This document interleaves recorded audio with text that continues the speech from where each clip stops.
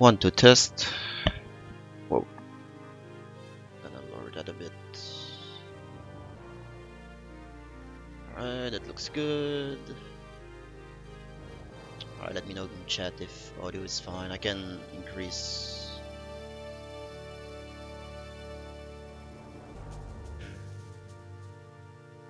Looks fine on the restream from what I hear. Alright.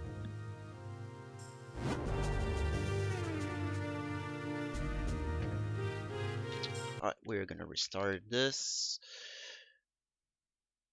So yep, this is Minish cap, glitchless. It's gonna be a bit long, a little bit, maybe 30 minutes longer than the 80% run that most people are familiar with. But we're not gonna use any glitches in this category, so we're gonna explain as we go. Make a new file name.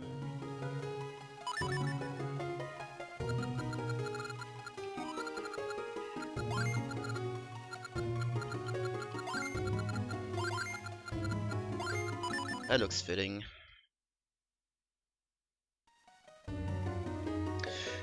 Alright, so I think we're good for this adventure. Double check things, for this fine. Alright. Timer's working, it's fine. Alright. So what I'm gonna do here, I'm just gonna actually reset the game, soft reset, and mash the start button at and I'm gonna select the first slot. So this is because I'm trying a manipulation to manipulate the 5 rupee at the start of the game. It's kind of easy to do. You just need to mash start and have a certain movement, but here we go.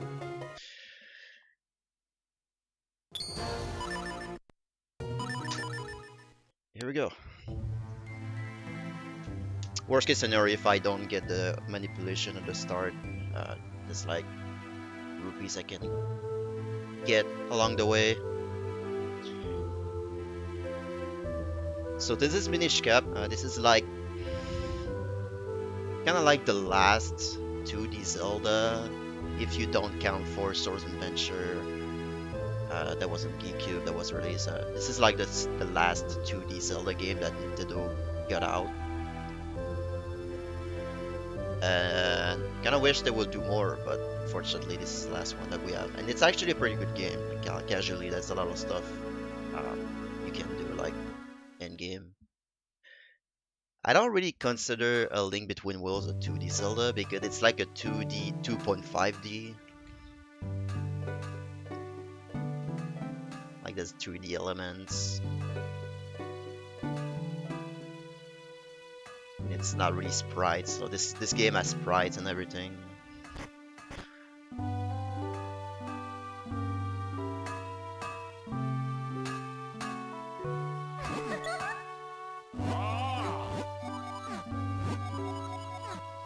So the way the mashing works in this game is you hold B to advance the text faster and mash with A and L. I'm sorry, not L, but R. So I'm gonna roll twice here, and this is for the manipulation. I'm trying to manipulate the 5 rupee from the bottom pot that's on the left here.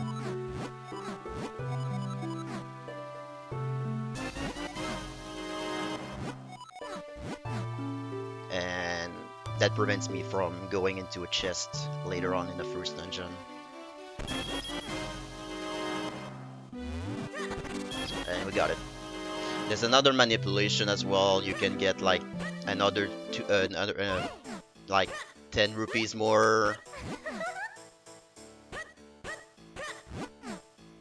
Require like rolling in like certain rolling, but I'm just gonna do that for now because the cave that where I'm gonna get rupees later on have fairies, so it's gonna like more safe.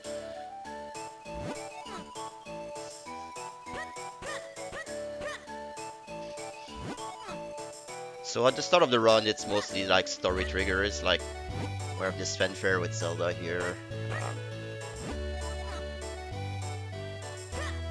Like Link is not really a hero right now; he's just like a boy. Like doesn't even have a hat in this at the start.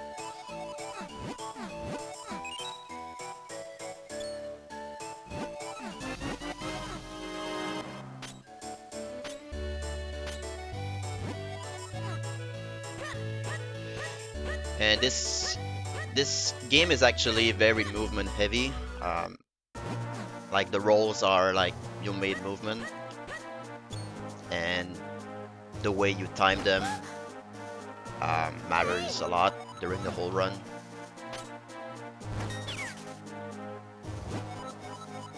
And there's like screens where you don't want to roll twice. Like basically, I have to. It's like one of the game that you gonna have to go through all the game and each room and find what's the best roll strats you go for to minimize the time loss.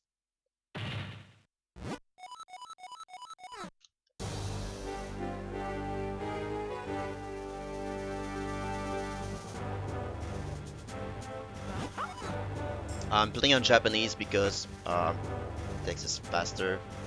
There's a couple of exclusive glitches depending on the version. Like if you play any percent, you want the Japanese version. And I think like the European version and US version, like some glitches behaves differently.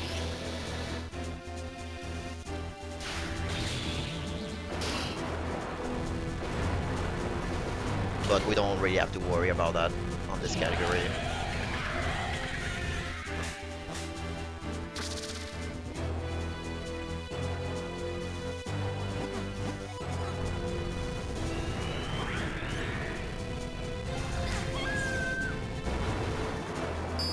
So yeah, this is our boy Vadi. He basically broke the chest, and now all the evil is unleashed into the world. Zelda's petrified, and we have to save her.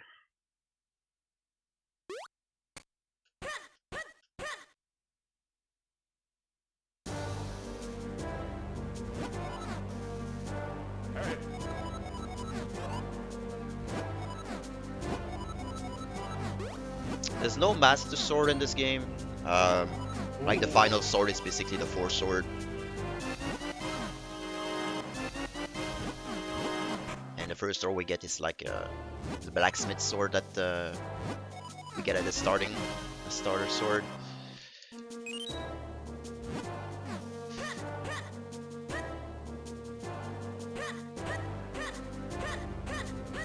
And if you look at the like,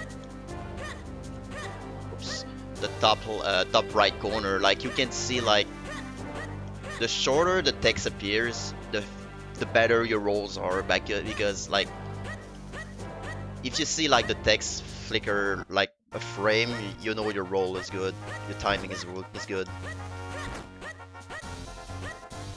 And that's kinda how you're good at movement.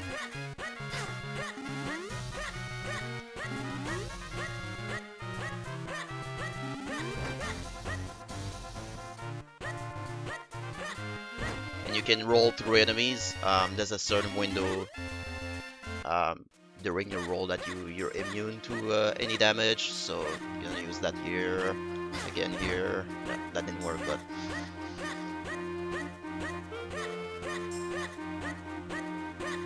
it's kind of useful sometimes because instead of killing enemies, you just roll.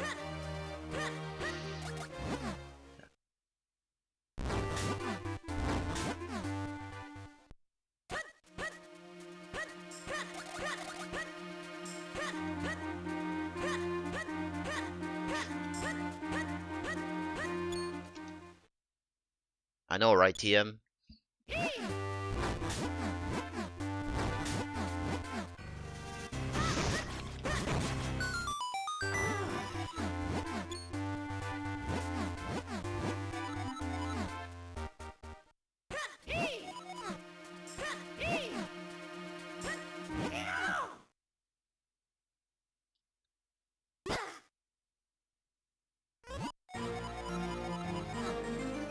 So like I was saying earlier, like the mashing in this game is just basically hold B and mash A and R, which is like a button shoulder. Yeah, shoulder button.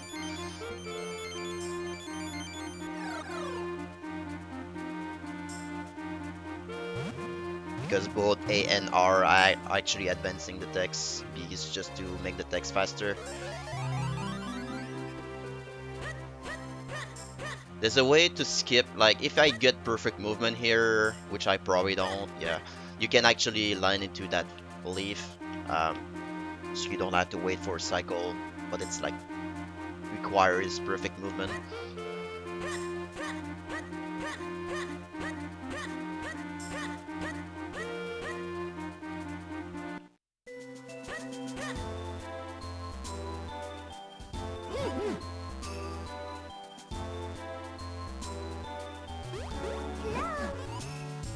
So this is the first village of the, like one of the first village of Minish. But we cannot talk to Minish language right now, so we actually need to fix that. And somehow this guy speaks, I guess Hylian or English, I don't know. And he tells us like, if you wanna like understand the language and like talk to the Minish, you have to eat this seed. And now we learn the Minish language.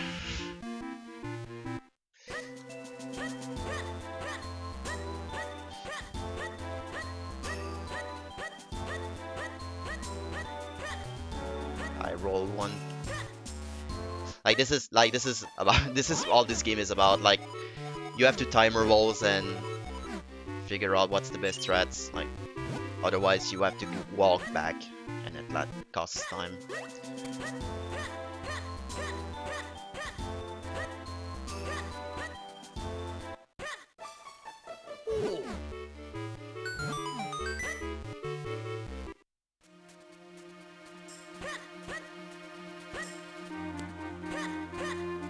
And we enter our first dungeon.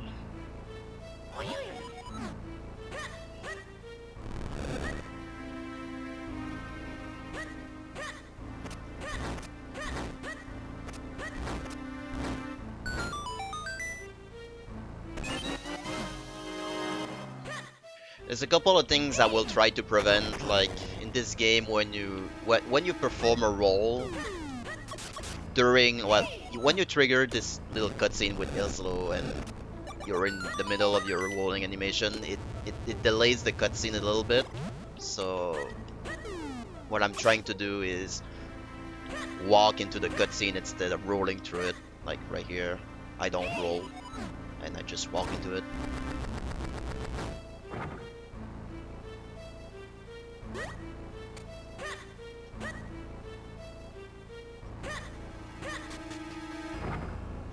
Roll toward me here.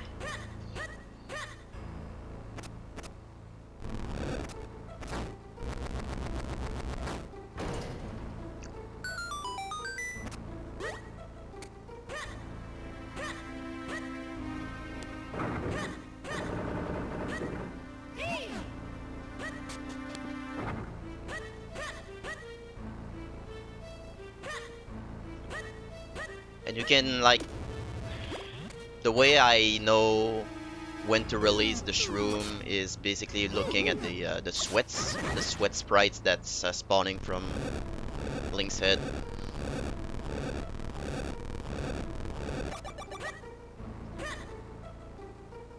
And I walk into it, the cutscene again, instead of rolling. Saves a little bit of time.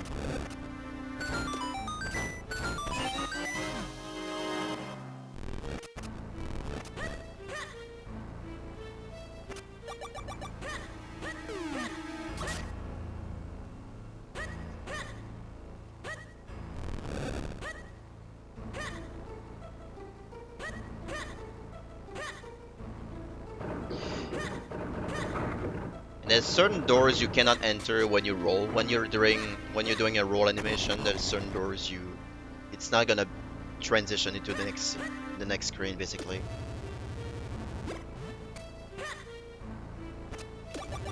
Like 3, 4 sweats. Like I just look at the sweats that's spawning from links, so to know when to release.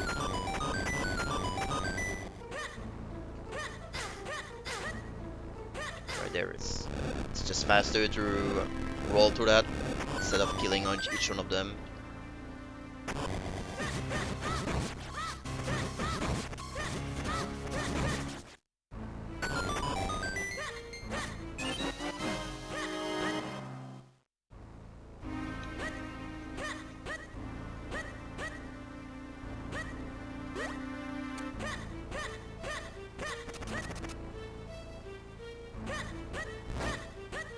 Nice.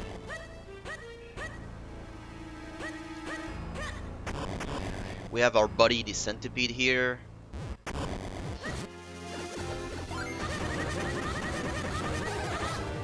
It's pretty straightforward. When it's ready, it's immune, and just need to hit the head. When it's back to blue, hit the tail.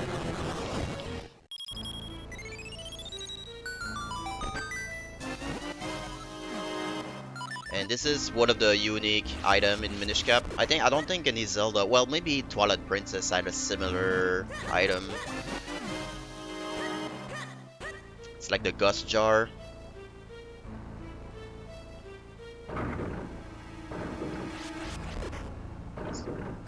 Allows to like remove that then,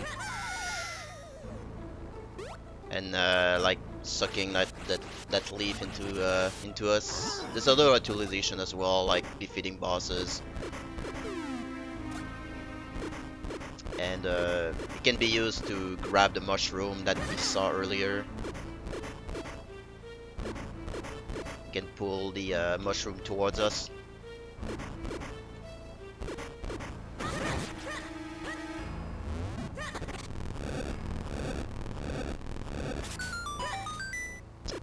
Wrong direction. The only thing is it's very hard to control because like it has a delay every time you release the button, right?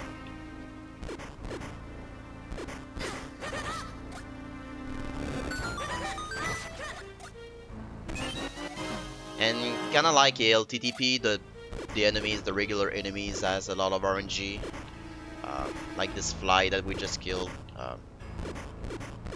Basically like random.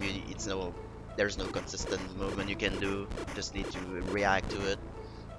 In the screen as well. Like I don't know where they are.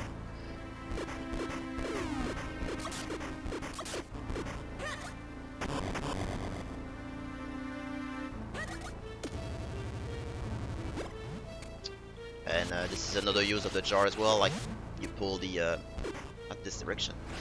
You pull the mushroom towards you, and allows us to cross gaps.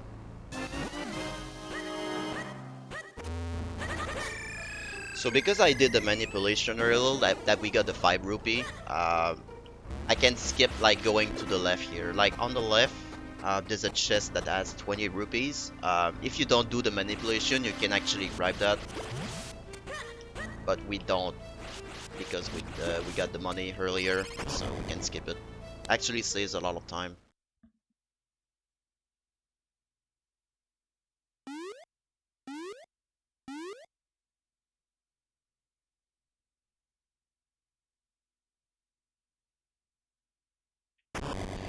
I don't think so. I know there's a couple of manips like you can do during the run. Like there's a manipulation for Vadi at the end, but it's like very hard to do because you need like perfect slashing, perfect roll, and like there's a lot of stuff that can changes the RNG in this game, like the rolls, the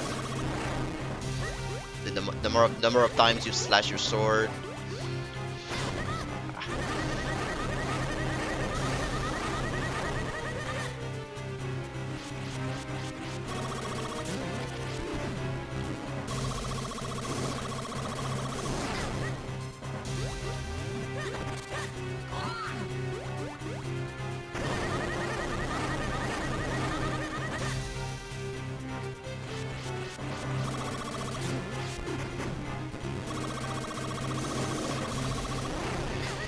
So this boss, the first time he like the first time he faces, like, I saw that he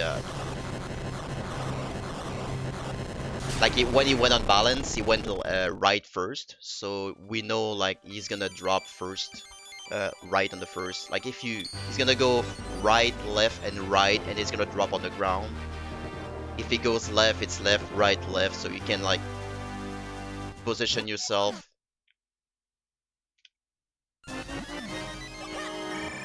And bait where he's gonna drop. Otherwise, it's like he has to go back one more time.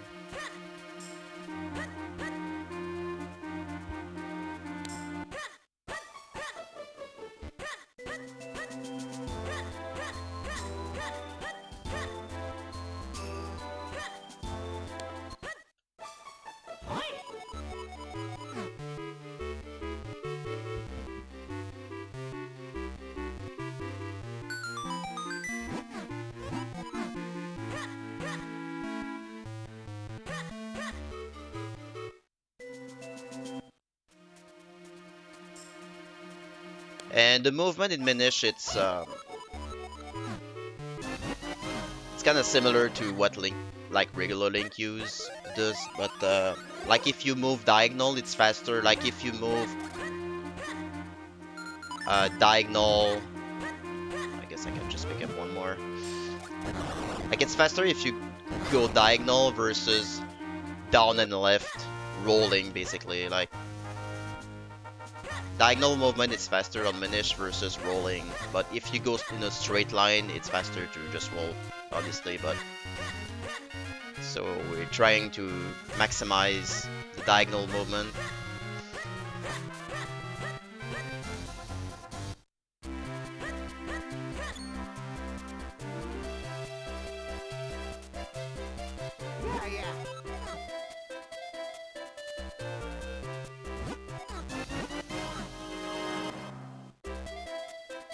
So this is like a tutorial for the Kinstones fusion, but we're not gonna do that. We're gonna save and quit and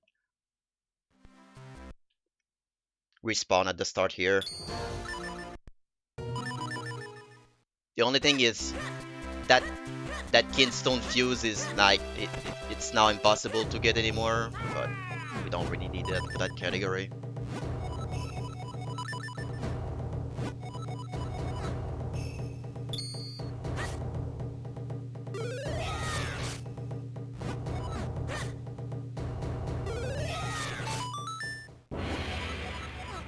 Make a stop here to learn the spin attack, which we actually need to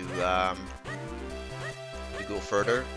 There's a guard like we're gonna see soon that's blocking our path because he wants to see our skills, and we show him that we can actually do that, and he let us go through. It's like the only skill that's required for this run.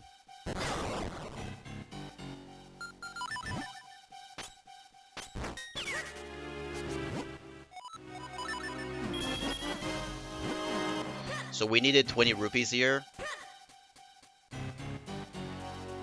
to get the bottle, which is required. Fortunately, like it's required, and it also it helps the run, like because we can pick up fairies, so it's like a win-win.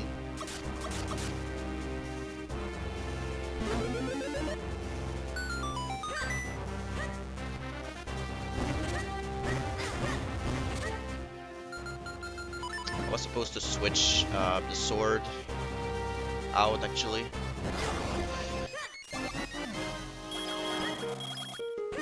So if you do there's another manipulation you can do at the start of the run that will skip going to that cave.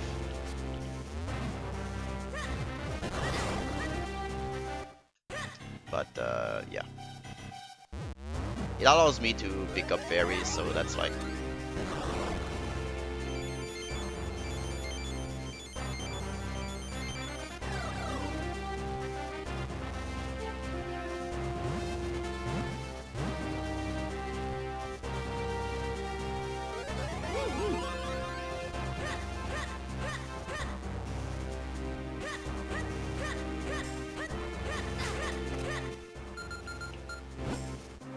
That was actually the menu was supposed to be like. I forgot to switch the sword out. Menuing is actually a big deal in this game. Well, it's a big deal. I would say it adds convenience because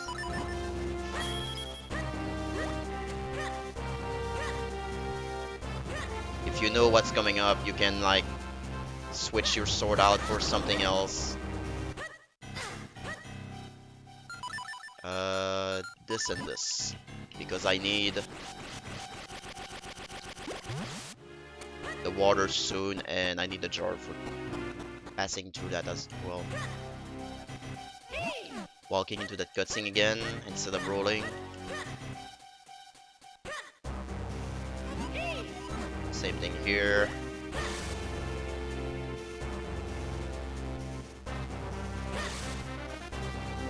I'm probably gonna roll into the cutscene later anyway, so it always happens because you have to remember where all the cutscenes are.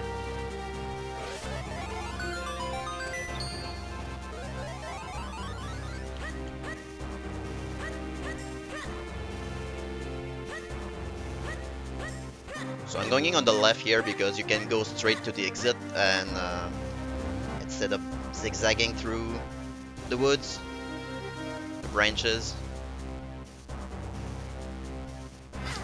And just, yeah. You can kill these guys if you want. But yeah, it's RNG, so whatever.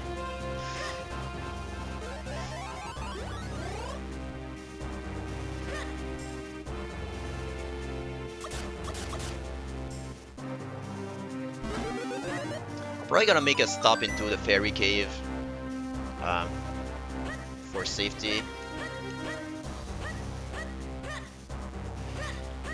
And we're doing this is like an oversight, like we can skip a whole section of the mountain.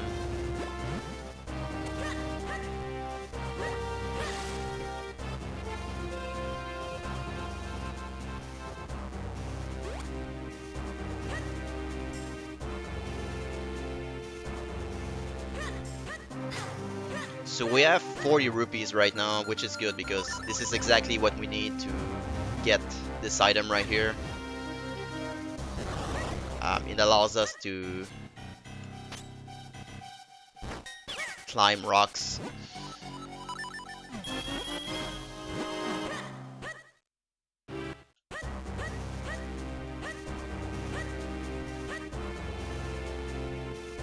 Perfect money management here. So yeah, I'm gonna actually blow up this wall.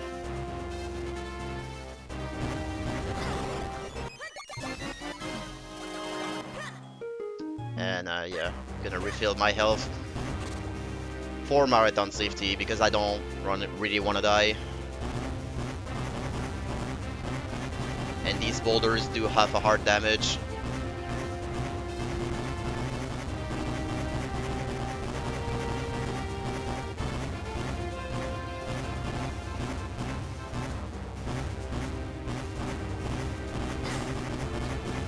Yeah.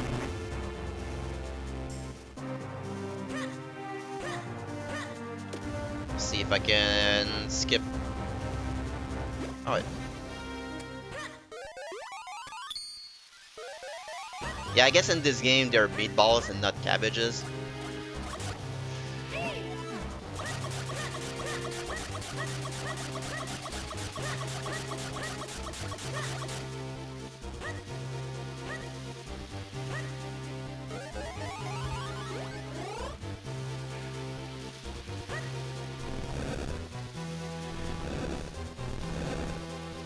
We should combine the two and make make a stew, yeah.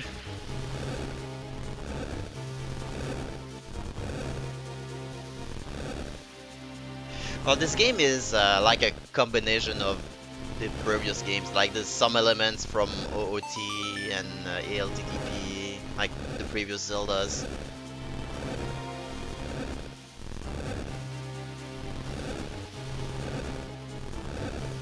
And I think in LEDX, like Link's Awakening DX, there's like boulders as well, so it's like a recurring Zelda thing, I guess.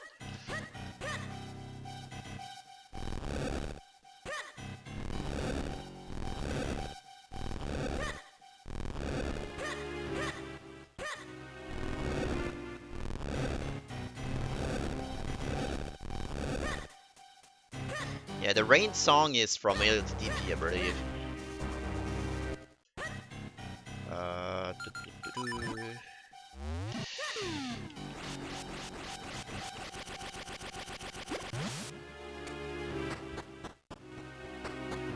Try to not.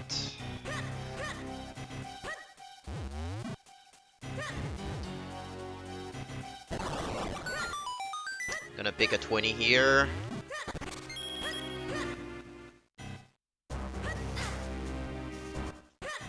We need like a certain amount of rupees for later. We need a mushroom. So, what am I doing? Let's reset this.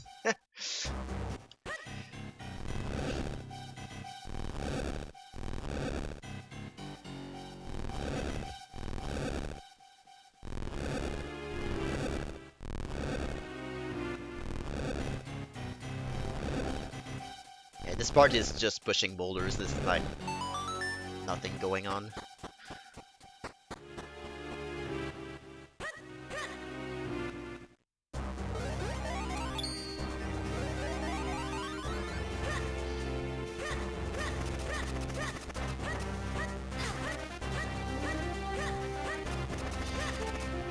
We enter the second Minish village here. I don't know if it's a village, but it's like blacksmith thingy. We're just here to reforge basically what's Vadi broke, the 4 swords, like from the chest. And it takes time to do that, so while the blacksmith is reforging our sword, gonna do some exploration.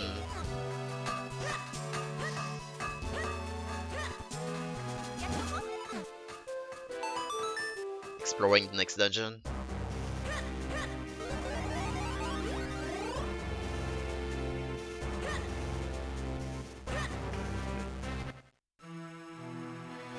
I don't have a bomb, but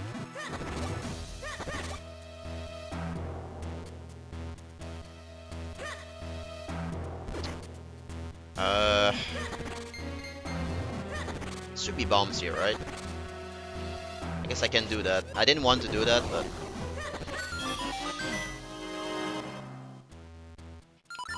gonna have bombs later on anyway. Like right there, I roll into the cutscene and it was slow. Like that's just because I forget.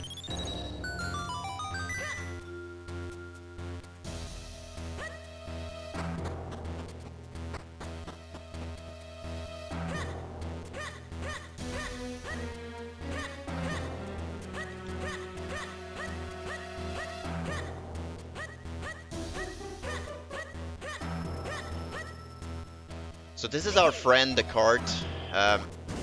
It's going super fast. Like when Capcom developed the game, the Game Boy Color games, like the Oracle games,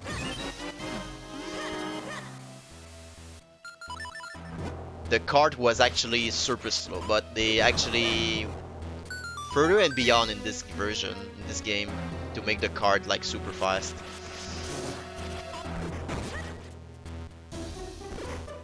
I don't have the sword. That should do.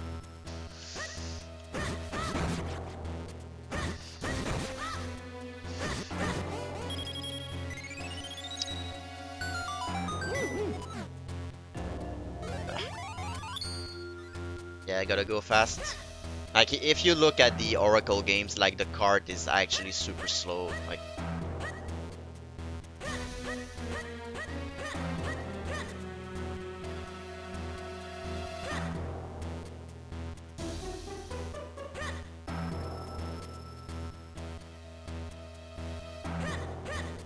again, using the diagonals. Like, I'm gonna roll there, diagonal. It's faster. This rolling compared to rolling down and right.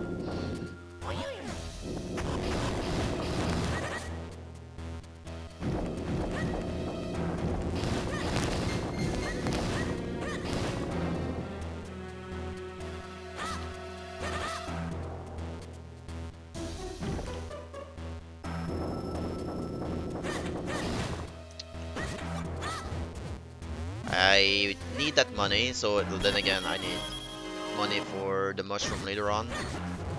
So this is why I pick up the rest of it.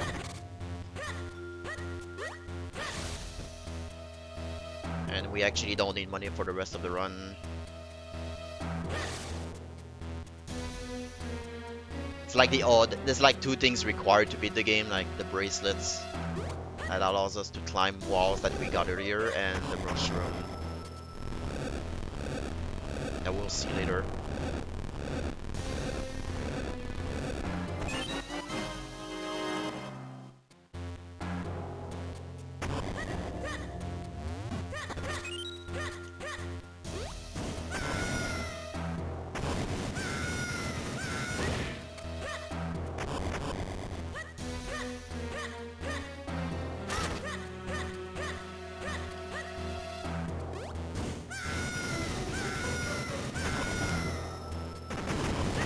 Super fast.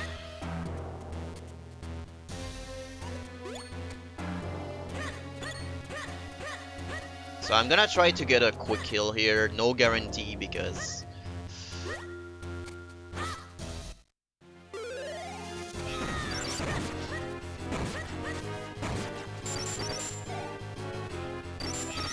yeah.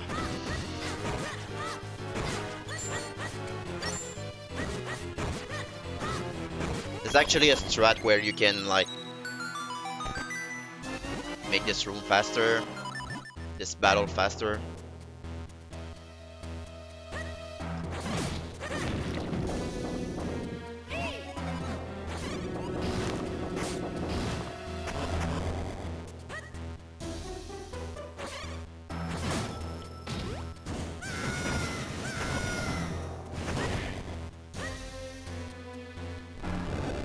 Collecting keys, navigating through the dungeon.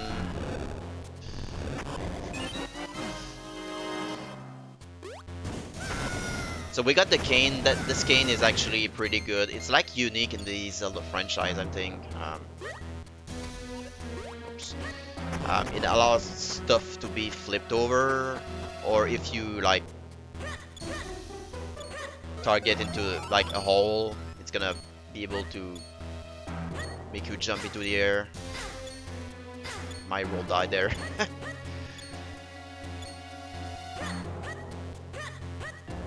And it's useful for certain bosses. I don't think any Zelda game has that cane other than Minish Cap.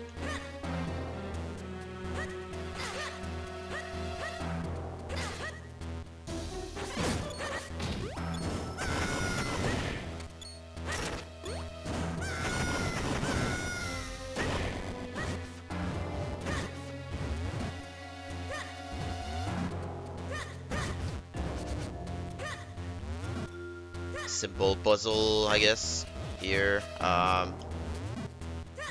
if you get good RNG, you can, like if they're stuck in front of the four holes there, you can slash. That's slash 4 of them, and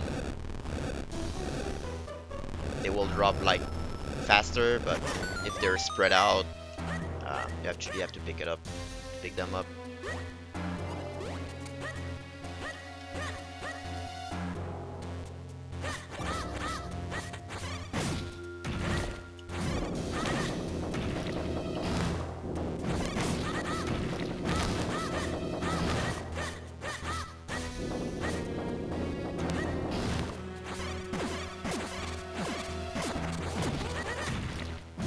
This spot always contains a heart.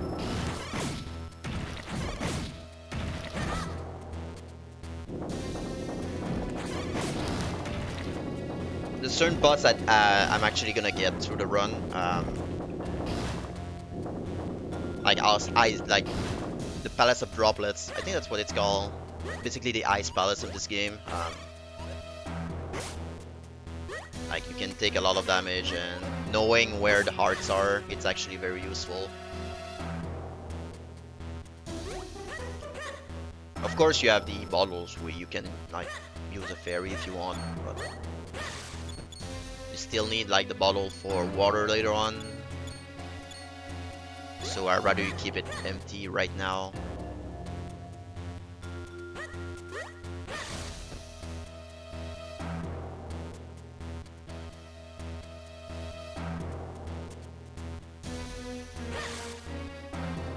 And this room is actually kind of like based on the timer because there's a platform at the end that's going up and down, and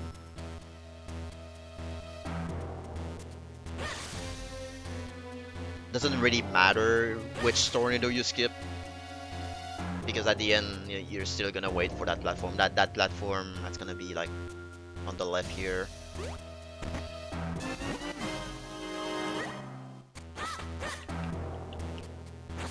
So I can maybe skip like one tornado, but I would have waited for that platform anyway, so it doesn't matter.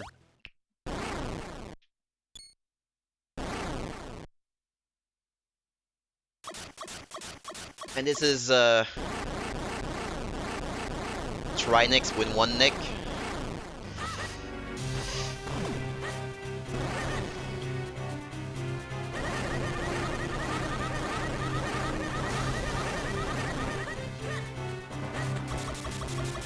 Unix.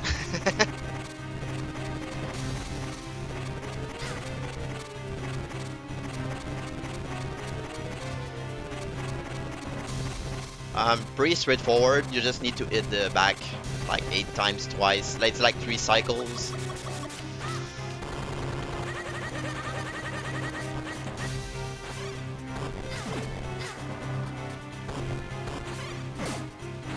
Obviously, getting hit by fire is bad, but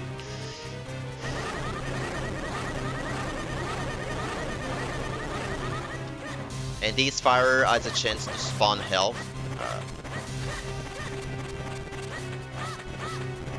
Yeah, right there. And one thing that's interesting about this room is like if you see like the wall, you can see like the boss. Like you can see the sprite of the boss right here, and it's right here as well.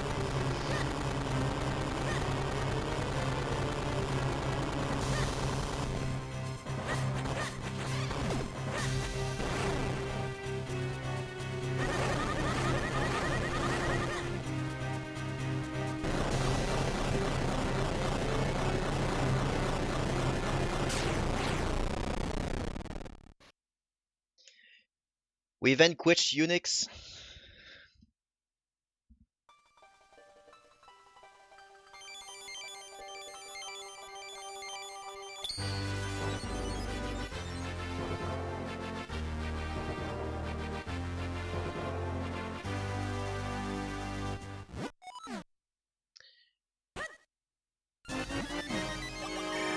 You can't skip the hard pieces, but it's probably a bad idea.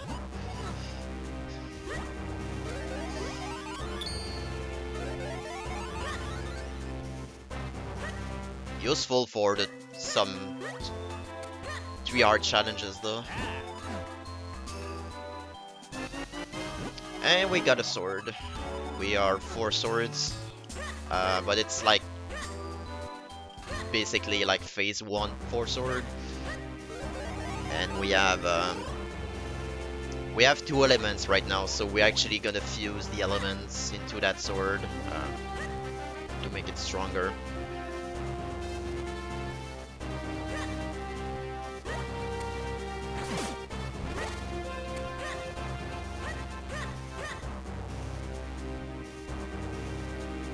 So we have to go back to the Arul Castle.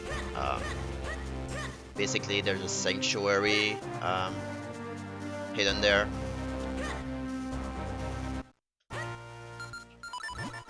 Pick up water, because we'll need it later.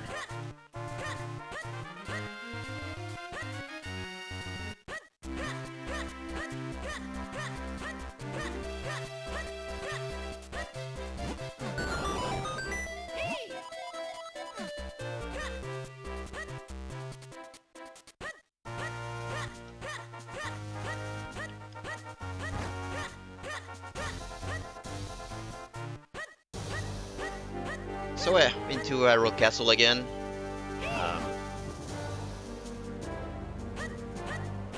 Like right now, the Force Sword doesn't have any effects, so the unique ability for the Force Sword is to actually spawn like doubles of links.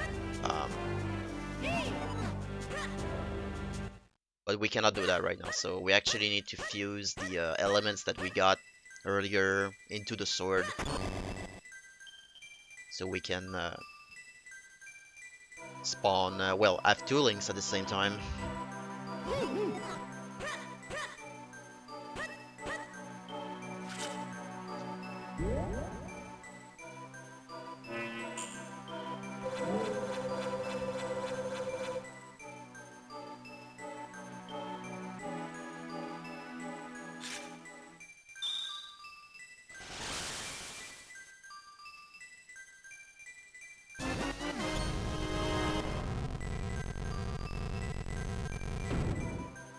And this is kind of like a tutorial. It's like, hey, you can hold your sword out and land on these platforms, and magic happens.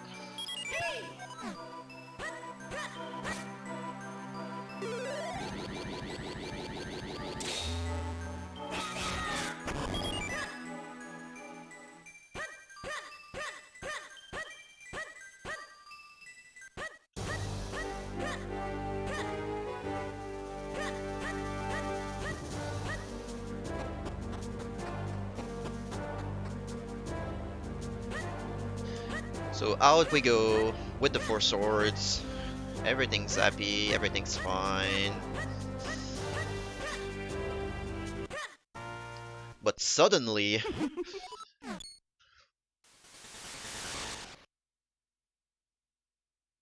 it's our boy, Buddy.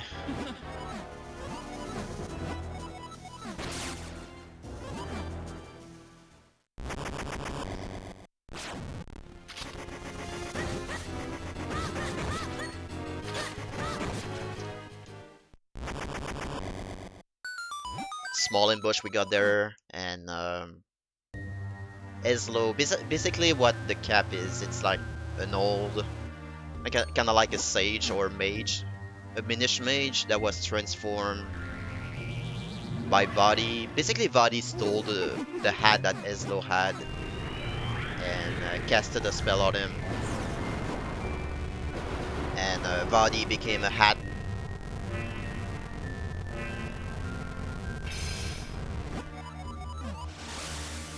So Eslo the cap is basically a Minish that was transformed by Vadi um, using a spell.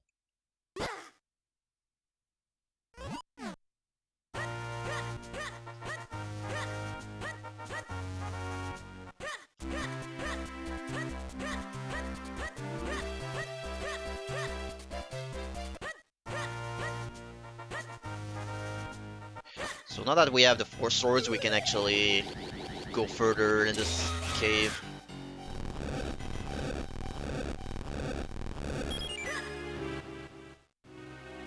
And it opens up a new area that wasn't accessible before.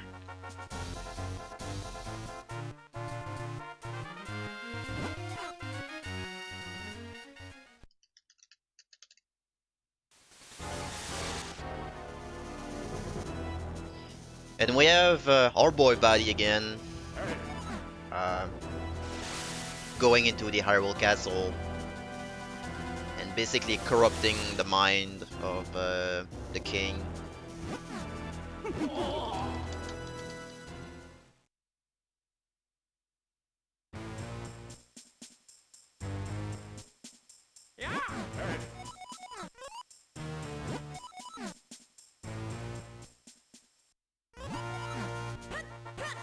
And now all Hyrule Castle is under like the control of the body. Um, so what I did there, I actually spoke with the sign. There's a signpost that I just spoke to.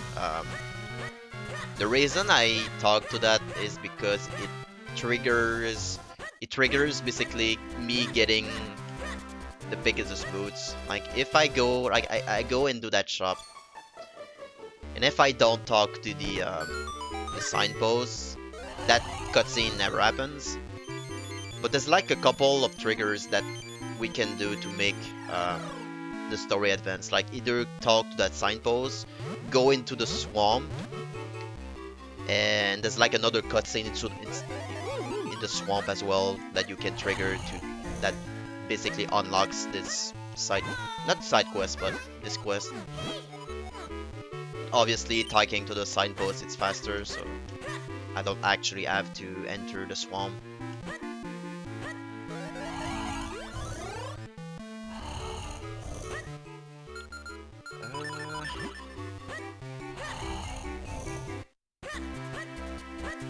So now we are on the quest to get the boots right now, the biggest boots. We cannot actually go further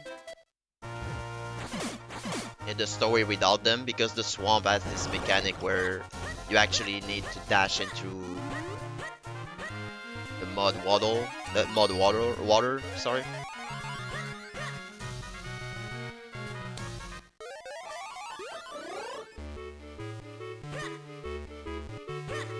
Oops.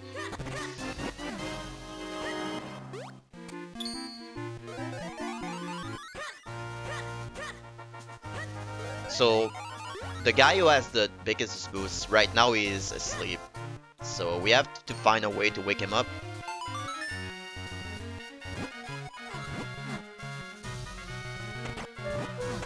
And the only way we can actually do that is to get the mushroom from the witch that's on the forest. But to gain access to that, we actually like, oh, we need to open up that door, go through this area, and we actually need money. So we have actually good. The mushroom costs 60 rupee. So we have 72, which is good.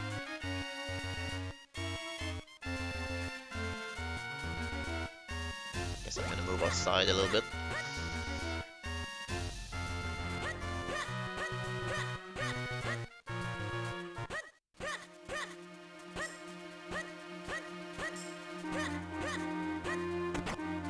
And this is the mushroom that we need.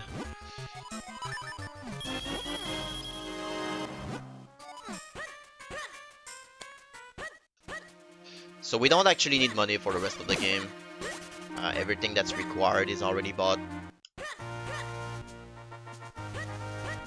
So we don't have to worry about money anymore.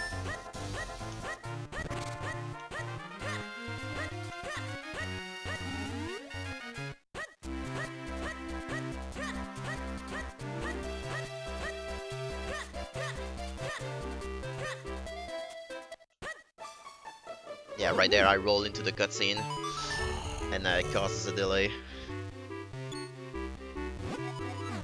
And somehow the because we woke him up, we just basically get Pegasus boots for free.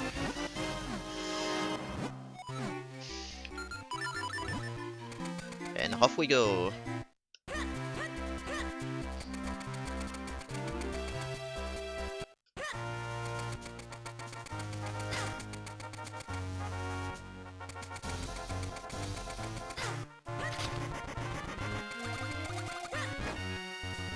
Like, we need the boats to actually go through that, otherwise it's not allowing us to do. We won't be able to pass the water.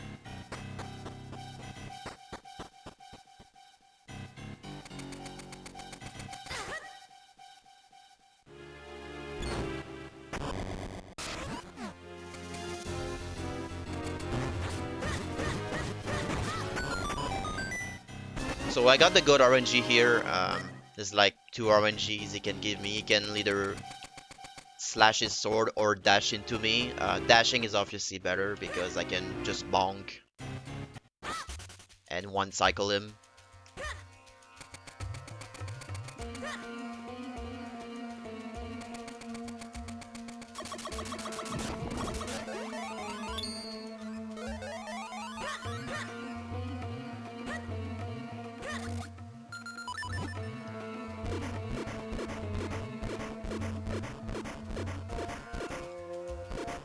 I actually forgot to steer a little bit here.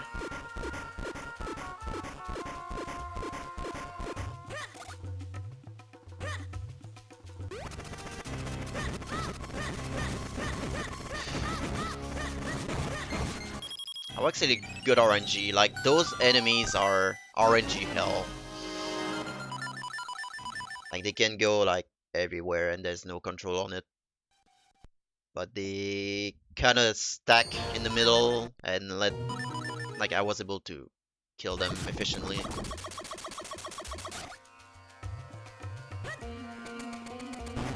Oops.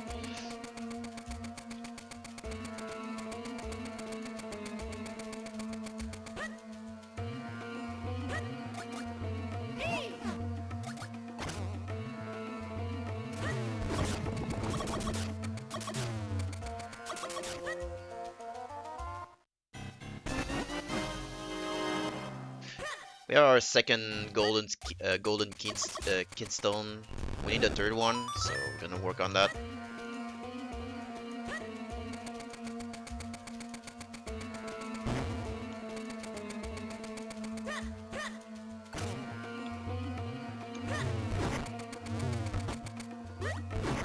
Gonna try to take the least amount of damage.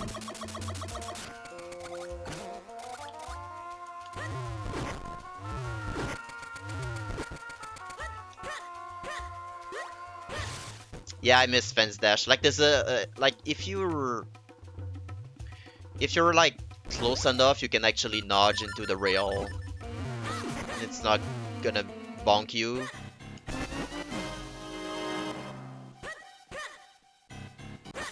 But yeah, I was too far to the left, so I bonked.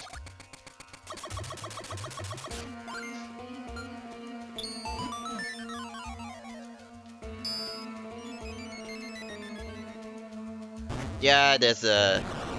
I guess you can call it that. Because you're not like where I bonk, you're not supposed to bonk there. You can like slide on the fence and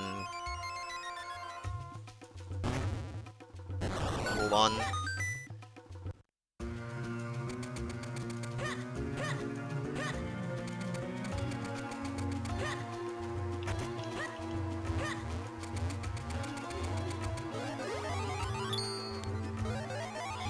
So again, like diagonal movement is faster.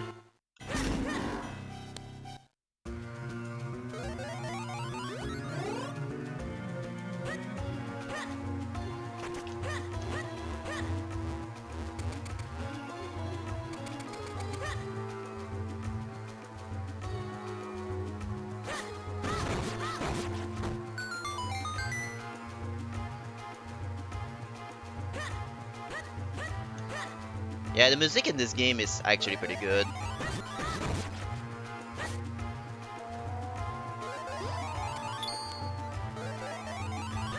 Because it feels like the soundtrack is like it's not a remix or from an SNES game. Like they actually consider the hardware limitation, I will say. So they made the music appealing for what the hardware was able to keep to provide.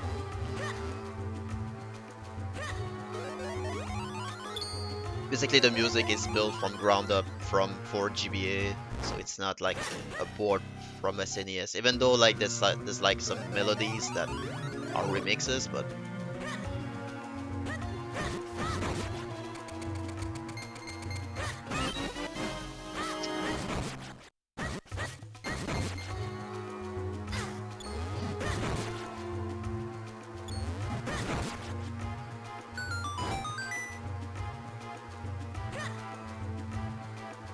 and into we go. I rolled too deep there.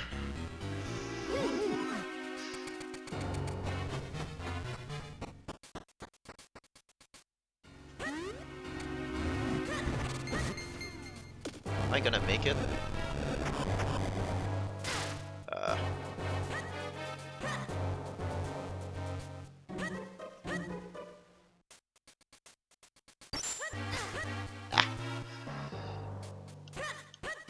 Fortunately, there's like a lot of health you can pick up there on this dungeon, so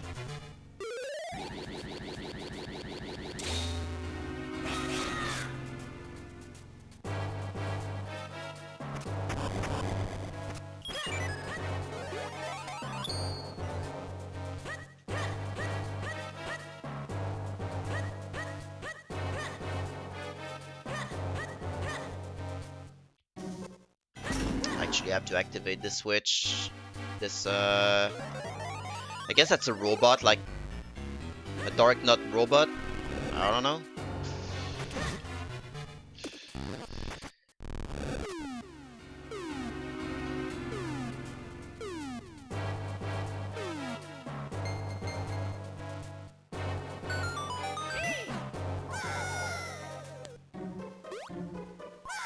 So on any percent, this dungeon is actually like you can glitch through it, but we're not gonna do that here. We're just gonna do the dungeon.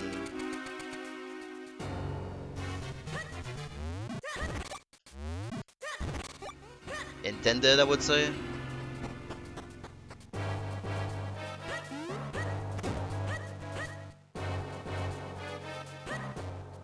This...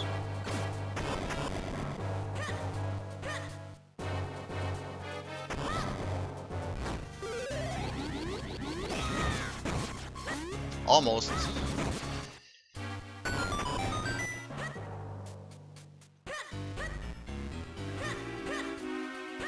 Those rupees are fake, so don't get baited by them.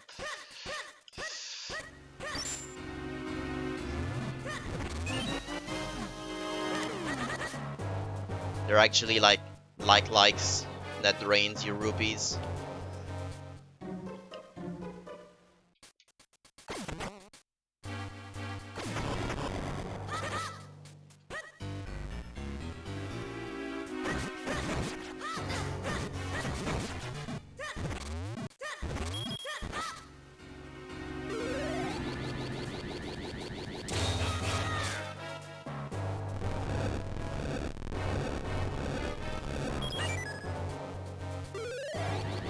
Oh, I'm pretty sure he's getting dizzy at the end of this adventure.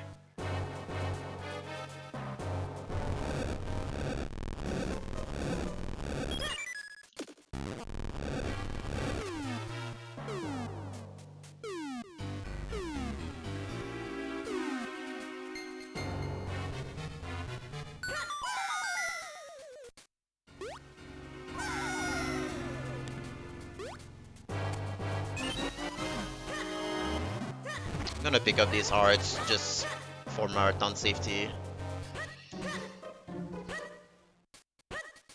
There's also 2 hearts on the bottom there as well.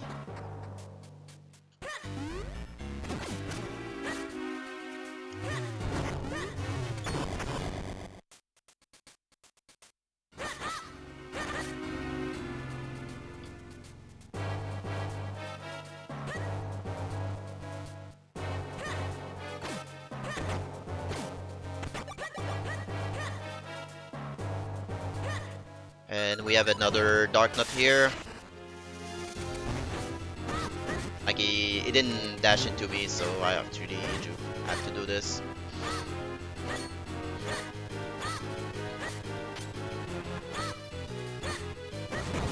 Impossible.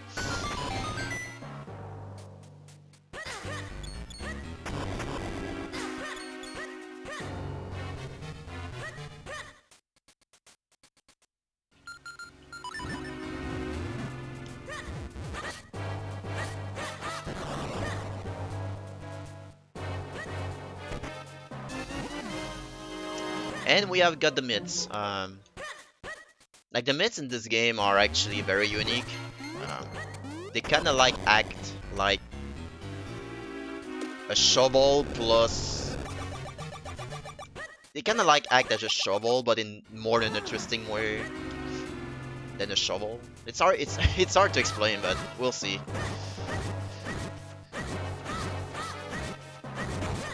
I'm actually being super careful about this room. If you get grabbed, yeah.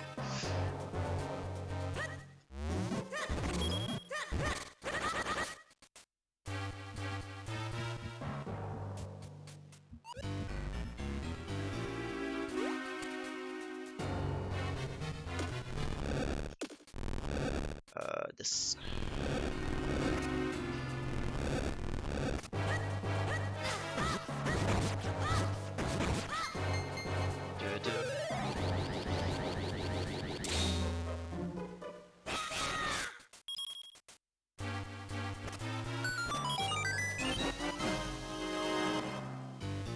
It's like a kind of like a sequence I have to do here to make it pass. Like, don't forget to unlock the door as well.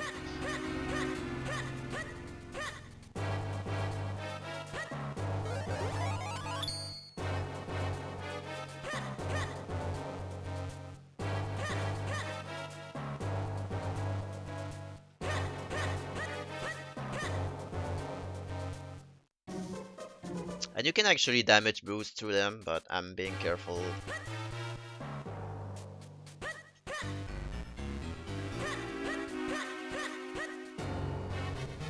Although we're in good shape with health, so I could have done that. So it's like it's kind of like a shovel, digging myths basically.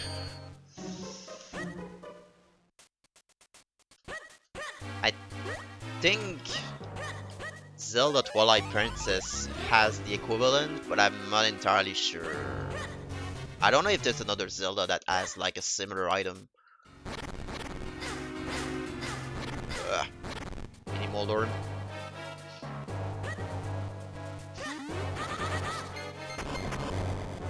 It might be Skyward Sword, yeah. Actually, I think it is.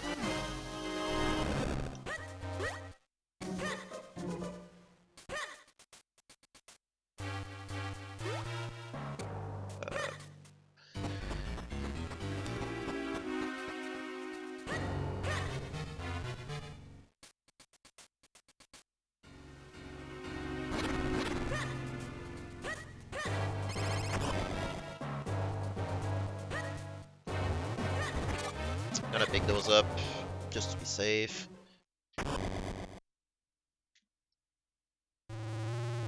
No, I think you're right. I think it's Skyward Sword.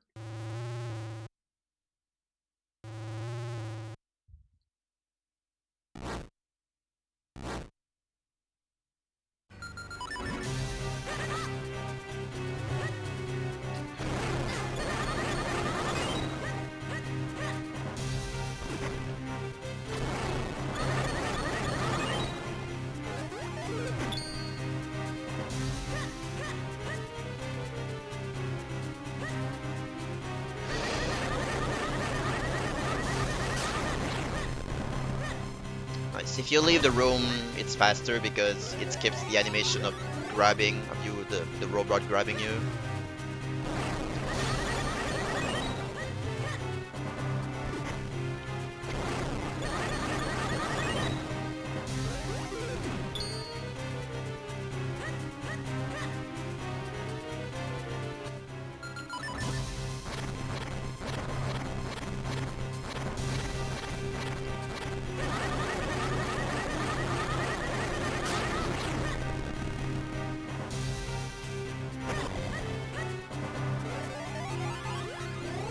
Just need 3 cycles like that and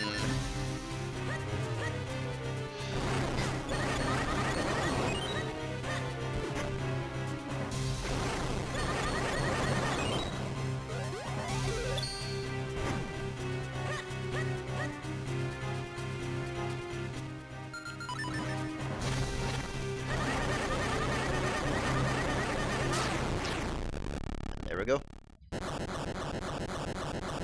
This boss is actually fun to do.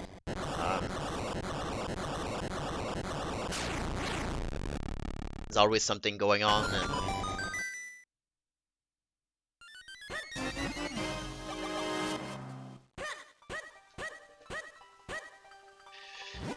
but unfortunately this dungeon doesn't have an element. But we got the ocarina though.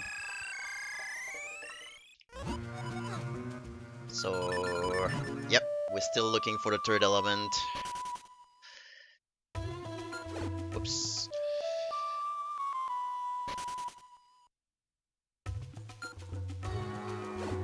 I actually I second guessed myself. I was like, which button is the correct one? I derped.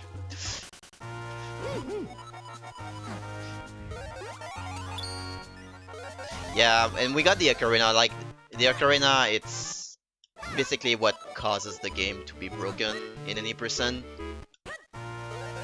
allows you to go out of bounds on dungeons. I do it again!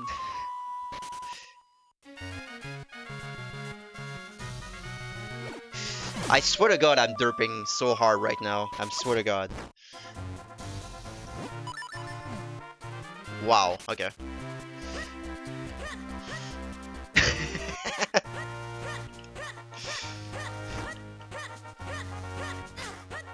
Wait, what am I doing?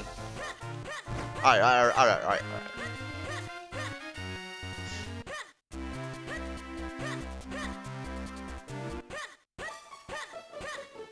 Alright, we're back on track. That was just me derping right now. Alright, we're back, we're back.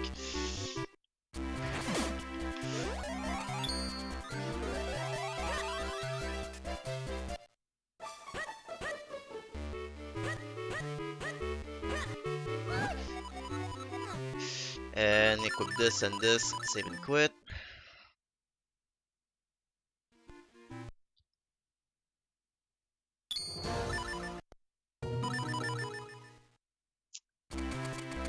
Interesting positioning.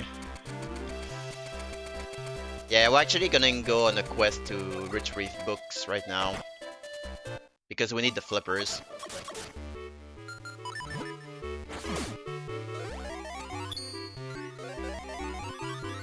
Yeah, Ocarina of Glitch is pretty perfect. Like, if you enter... If you trigger going into the stair animation and you use the Ocarina of Glitch at the same frame, it causes weird stuff.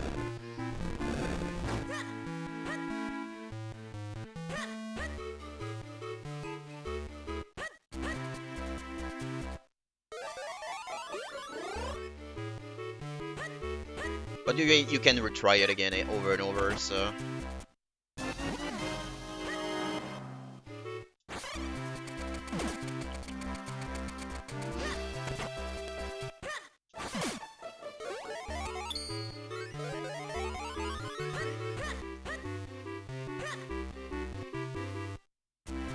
So we got the first book, but we still need to work on our second and third one.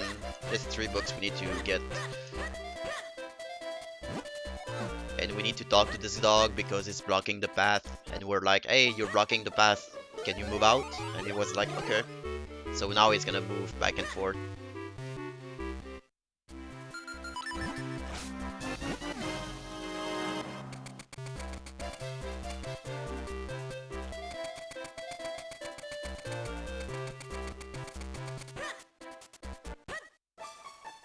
And we need to go back here to talk to this girl.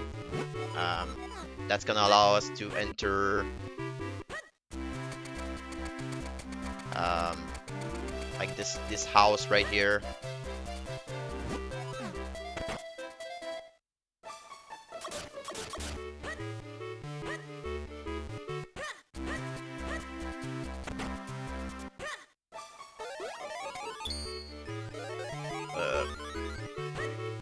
This way.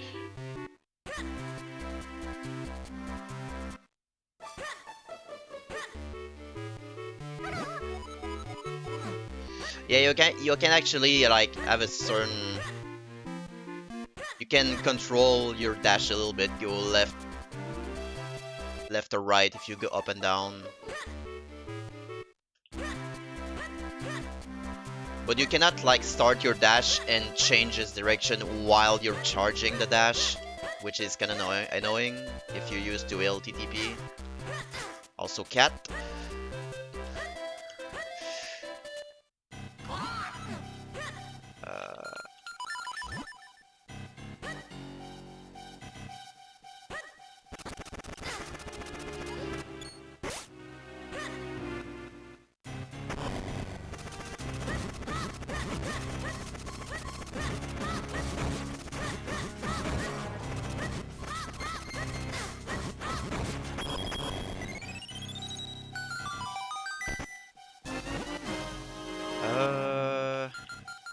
I actually don't remember the menu here.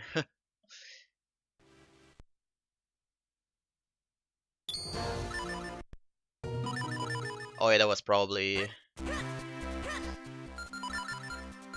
something like that.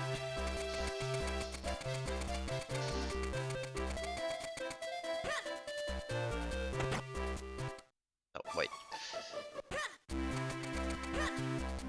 Go here. Train Force Minish. Because the item we just got is actually like we're able to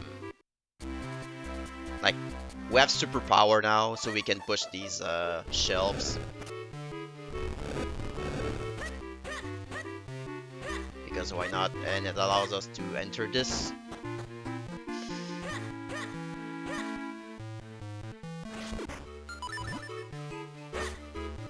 So we can gain access to the second book.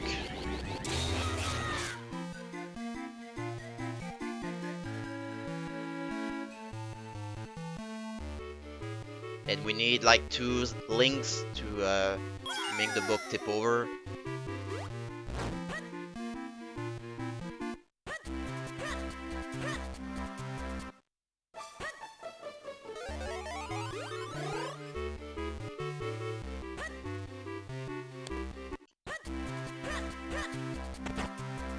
And we have the second book.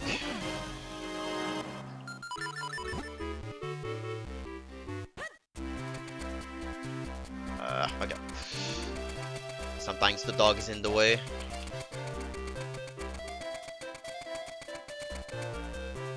So yeah, you can like control yourself while dashing a little bit.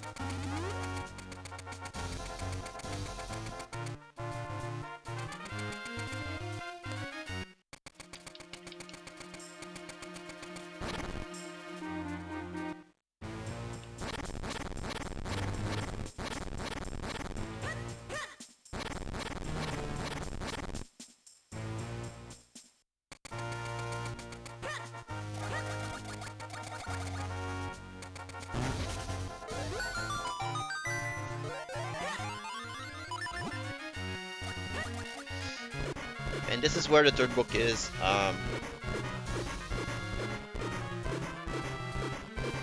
Like if you go back to the library, it tells you like there's a couple of NPCs you can talk to that gives you clues where the third book is, but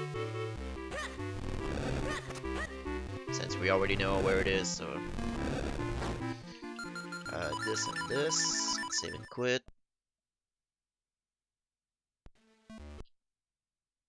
So we can respawn right here.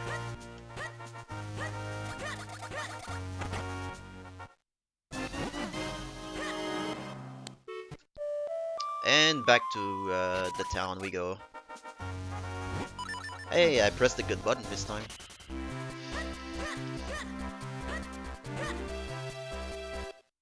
Make sure you drop the books here.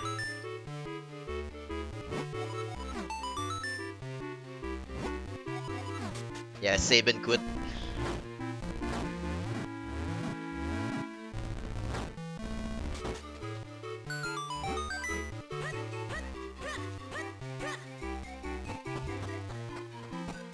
So now that we got the books back, we can actually access a section here.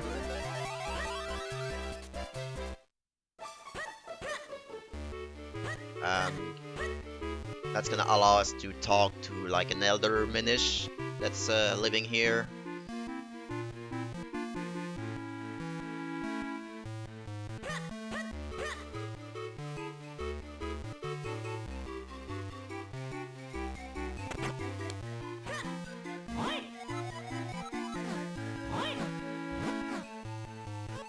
And it was a trap.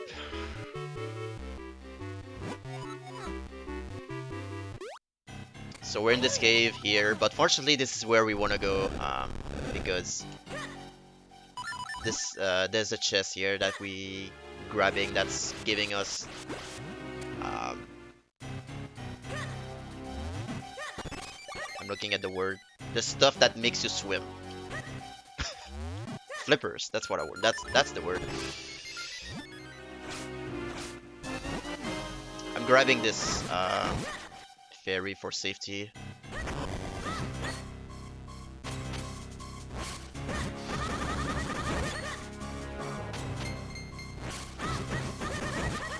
Nice. That was a good room, actually. This. Oops. Yeah. So we got the flippers right now, so we can enter. I think it's called a Palace of Droplets. Basically, it's kind of like the Ice Palace.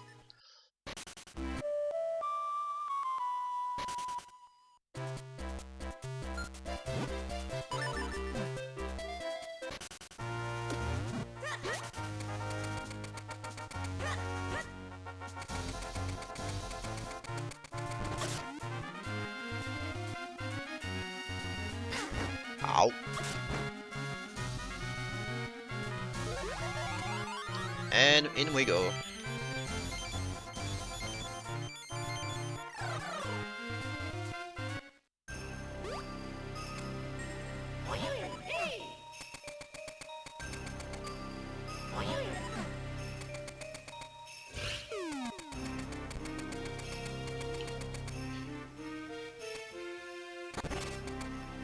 So this dungeon is actually on Glitchless is very different compared to 80%.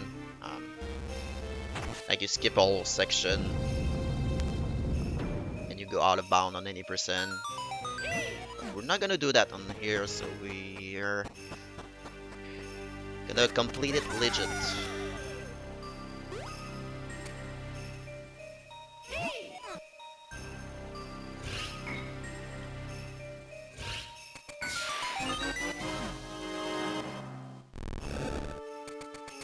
And the boats in this dungeon are actually super helpful to be able to control your character on the ice.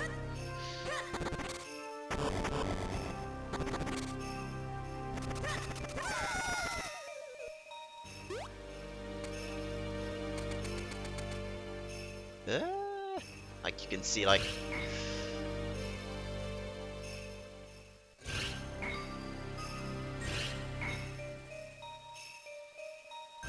you need to make sure to not slide too far.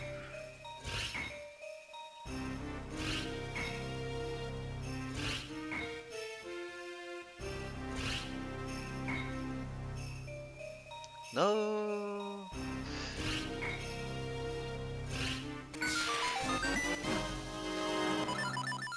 Save and quit out of this because it's faster, so it's gonna respawn us at the entrance. This is probably an hour faster than the LTTP. Like if you go no major glitches versus glitchless this game, it's probably an hour.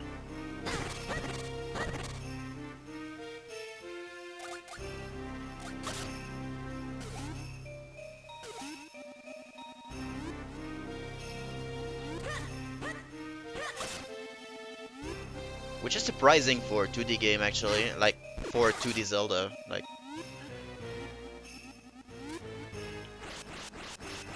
like for a 2D Zelda, this game is kinda long compared to other games.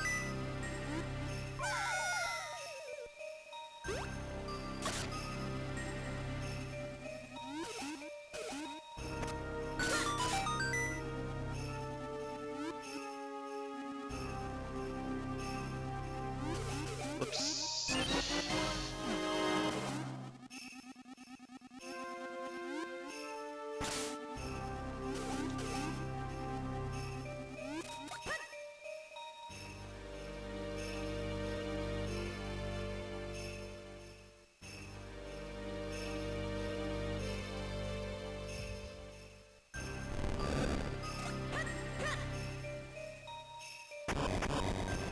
I'm looking at these enemies there, I'm not sure. We'll see what's the RNG gonna give me if I kill them, or can they allow me to go through.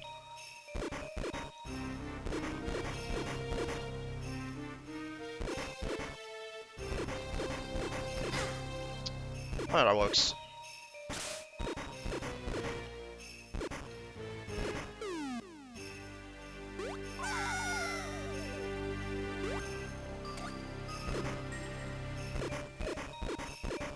Although 100% of this game is like super long, like not 80%, 100%,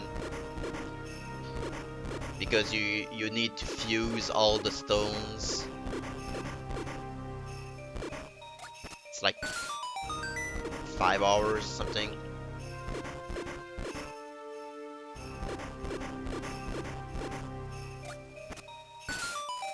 So I'm positioning the leaf in a certain way, so when I enter this room and come back, it's gonna like respawn at the end here. Yeah, I think it's 5 hours. It's on speedrun.com.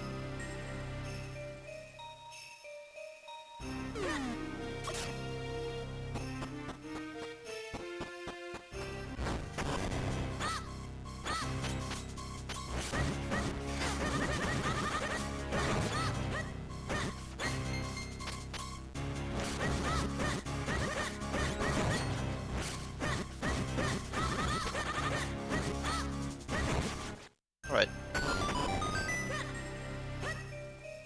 I know it's very long. Oh yeah, there's the figurines as well. Like there's this game casually is it's very cool though because there's a lot of optional stuff you can do. Like once you finish the game, you're not done.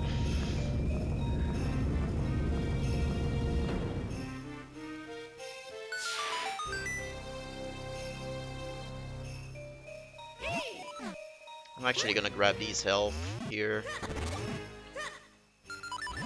So this is the part on any percent you don't do. This whole section here.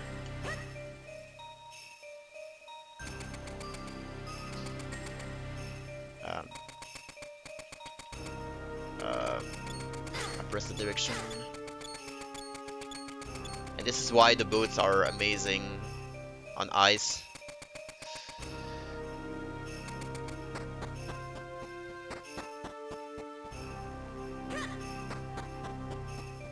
And we're gonna get the lamp, which I think any percent does anyway. But there's like another section after the lamp that we go.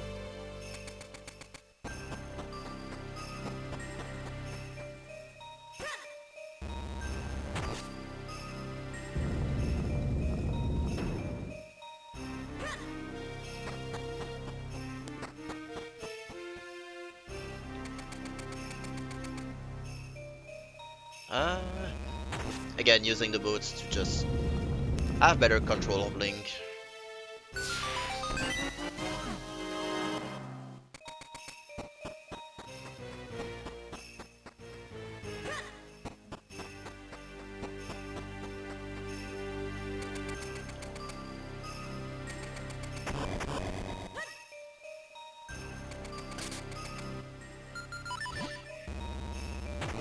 And we have like a mini boss. It's basically like the first boss, but with a twist. It's electrified.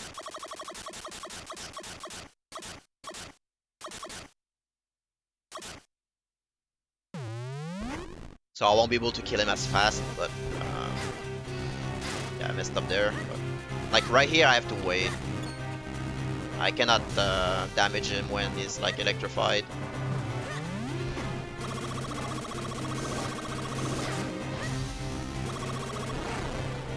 Again, it's gonna go left first, so I'm positioning myself on the left so he can like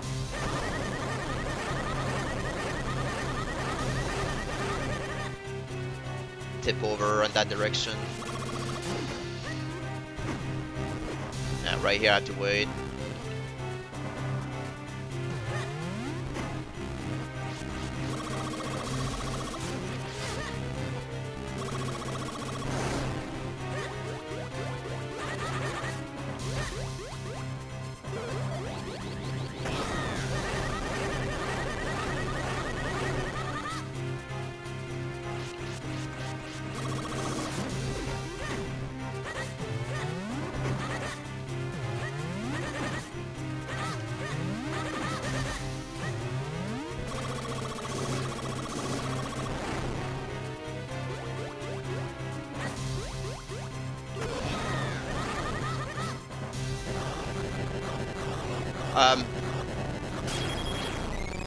We're actually Minish right now,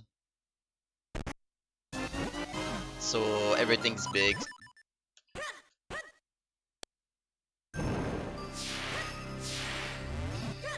I'm picking up these two health here for the next section. So on 80% you actually don't do any of this.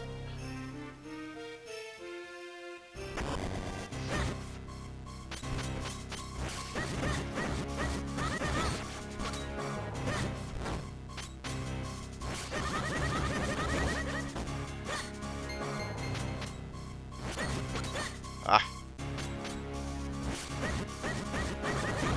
there we go. And this room is hell. Like,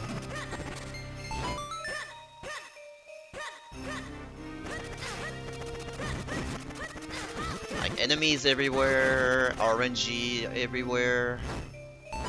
Like,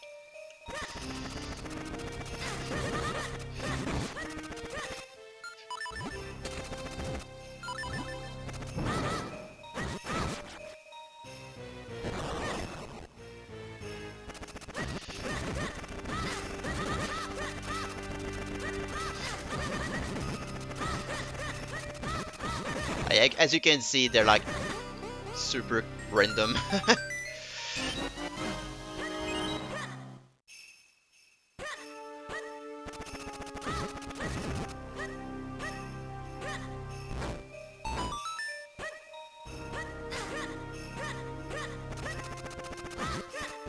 Ah. I'm gonna actually pick up this health.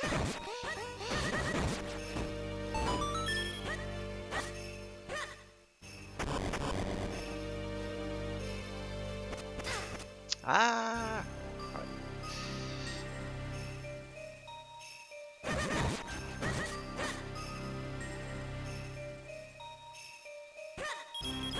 So you don't see any of this on 80%.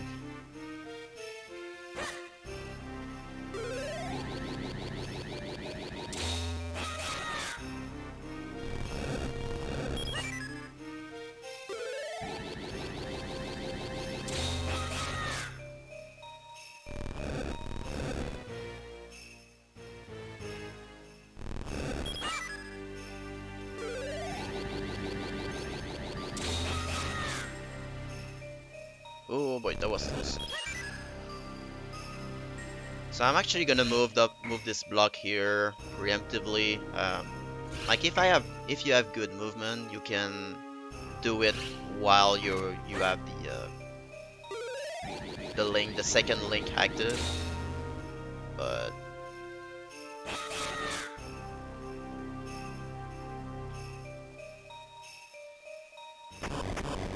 you basically like push it while you're in that state, and you wait here, see what's the RNG.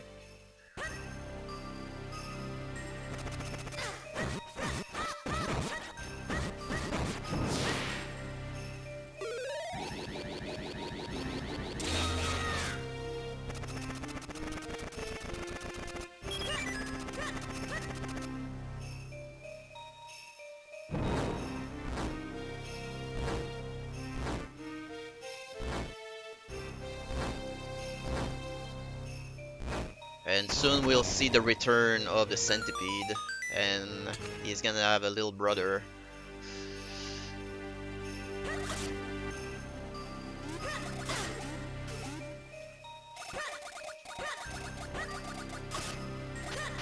Ah! Da-da-da-da.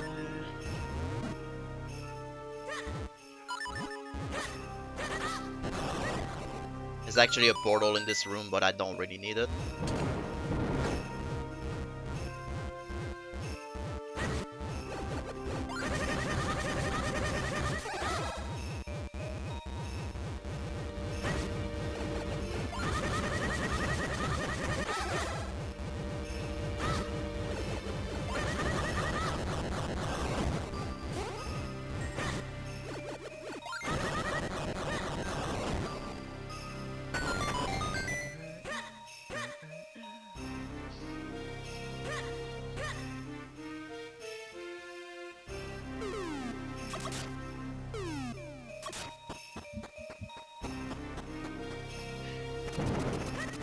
Oh yeah.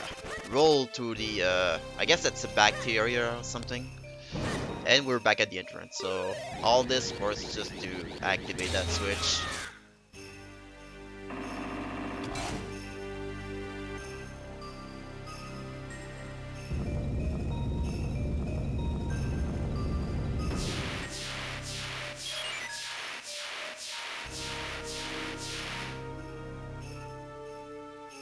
And we freed the third element.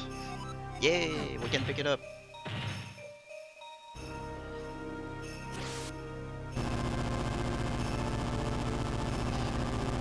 But unfortunately, our friend Dioptera stole it, so we have to fight him.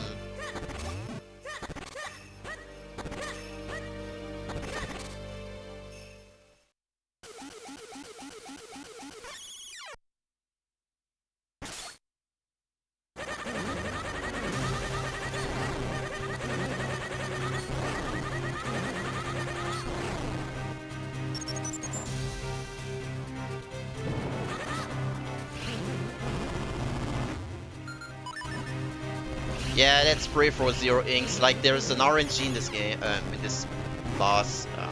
Like, the first phase and second phase, they're always the same. But the third phase, it's like it can give me 0, 1, or 2 ink. And it's RNG based. There's no control on that. So on this phase, he's gonna actually try to suck me in once. And I go on the corner just to make it faster. It's gonna launch a rock. It's gonna suck me in again. It's gonna shoot 2 rocks.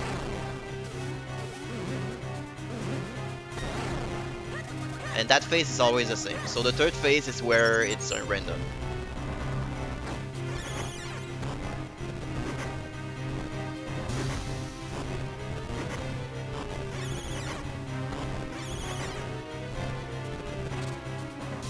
So now I don't know what's gonna be the RNG.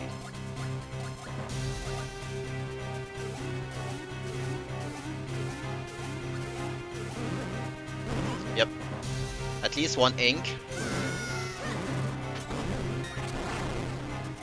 So that's 1 ink. There's no control over that. It wastes time. It's basically the... It's kind of like Aghanim.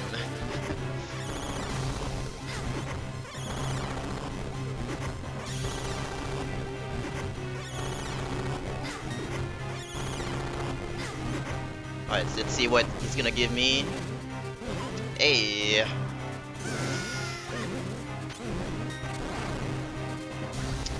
We got the worst RNG.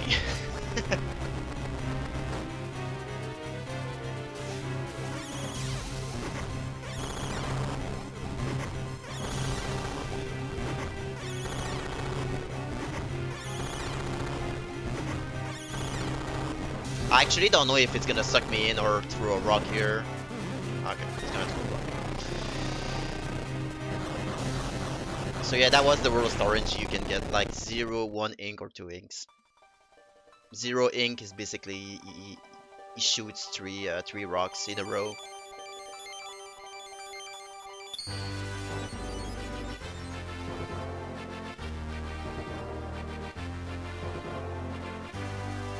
Oh yeah, marathon lock, I guess.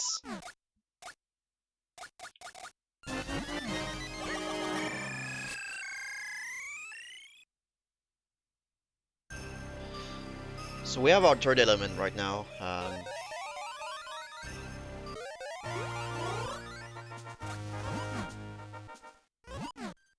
And what that means is we need to reforge our sword again.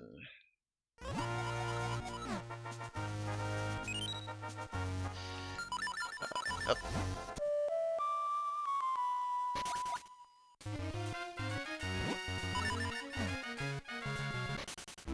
So that we can have 3 links instead of 2. Well, unfortunately, right now the castle is guarded by... Well, it's guarded by guards, but the guards are so blind that if you're just going fast, they're not gonna be able to see you.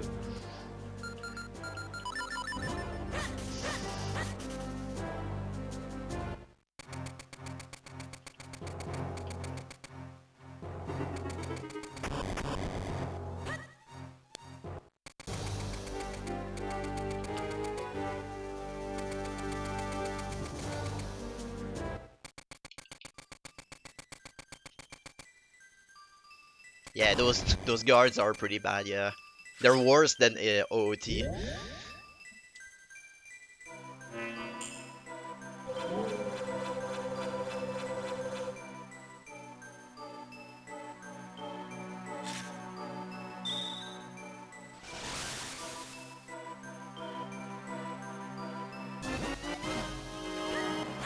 And we have a level 3 sword, so we can have 3 links now.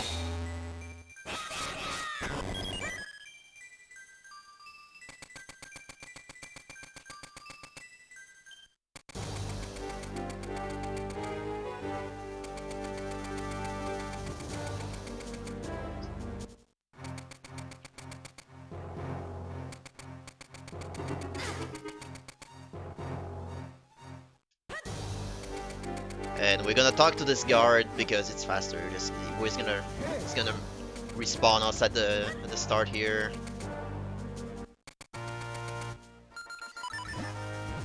And we go to the not the sanctuary, but the cemetery.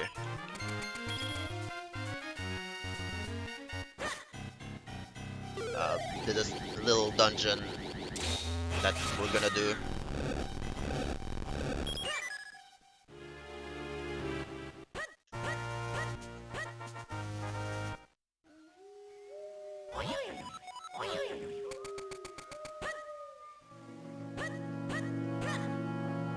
It's pretty spooky though.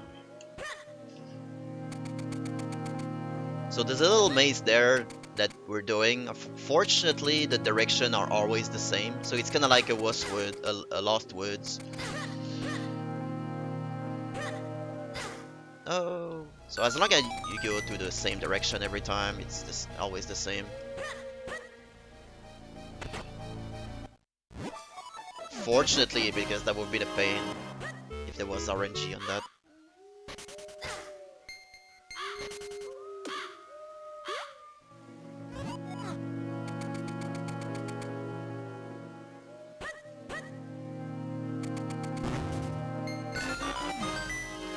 Basically, the crow stole our key, and he was like standing in front of the tree, and you just need to bonk into the tree to make the key drop. And there's a ghost somewhere here that can troll me. That's okay. That wasn't the real strat, but that's whatever. Like there's a ghost that patrolling here that can troll you, but fortunately he didn't show up.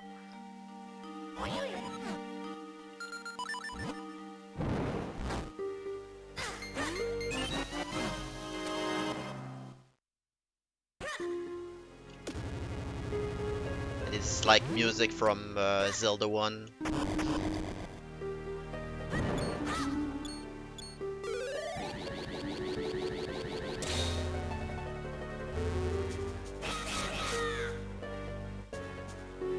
And if you pay attention to that sound effect right here, like it's from Zelda 1.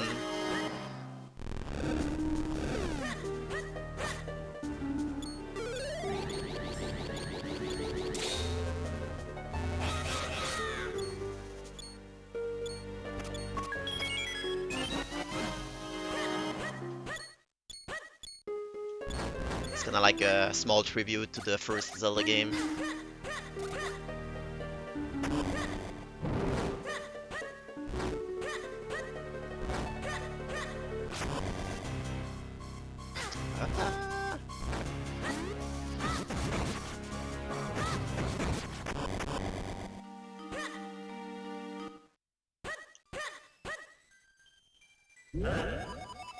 It's kind of nice. A little nice dungeon.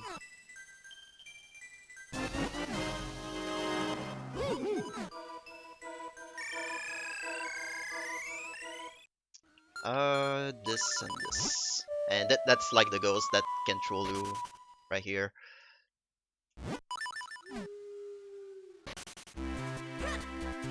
And now that we have a Kinstone, we can actually go into the mountains.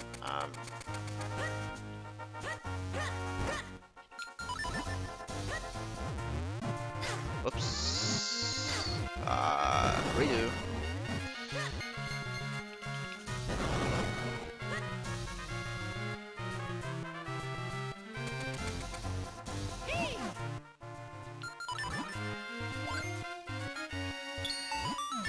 that allows us to unlock this section.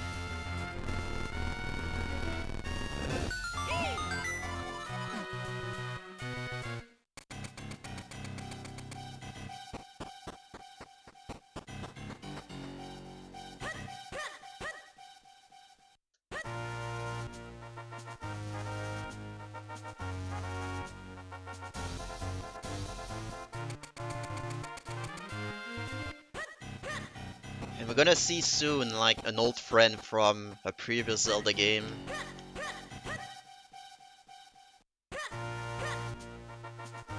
Like this little head right here, that's actually like the Garon from OT. The big Garon. Yeah.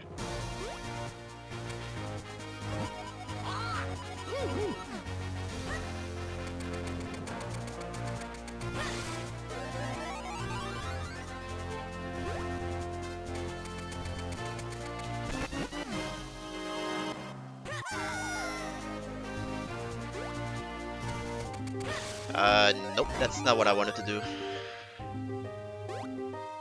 Back we go.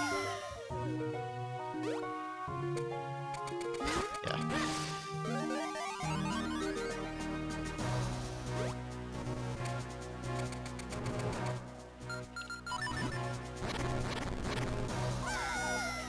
You're actually using the mitts to dig into the clouds. Oops.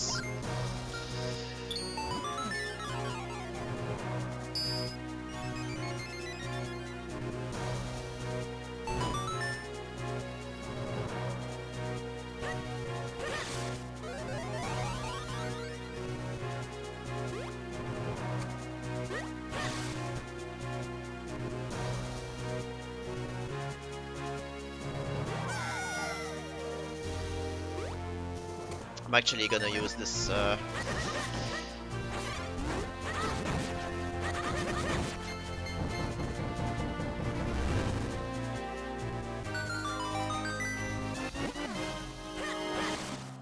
rather equip the cane on these enemies, just in case I cannot kill them when they jump.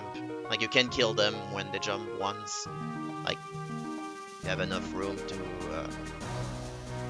get two hits in there.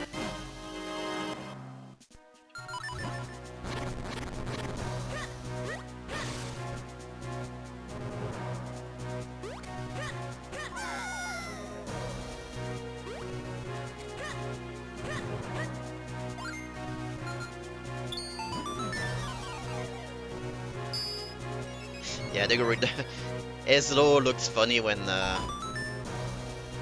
get into a tornado.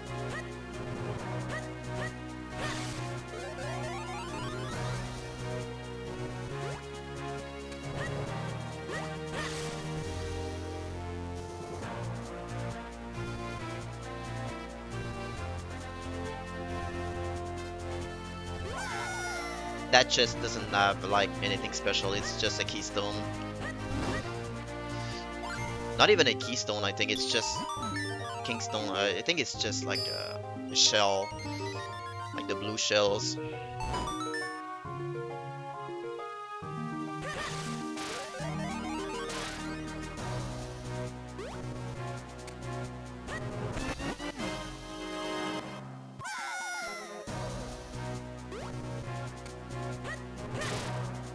Usually you're supposed to kill.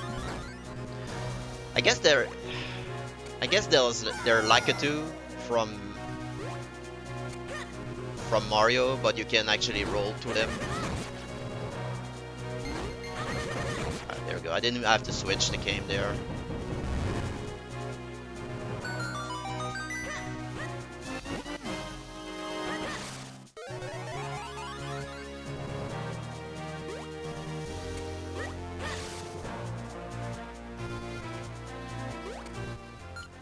I wasn't. I'm so used to have the cane here that I switch just by muscle memory. Try to menu.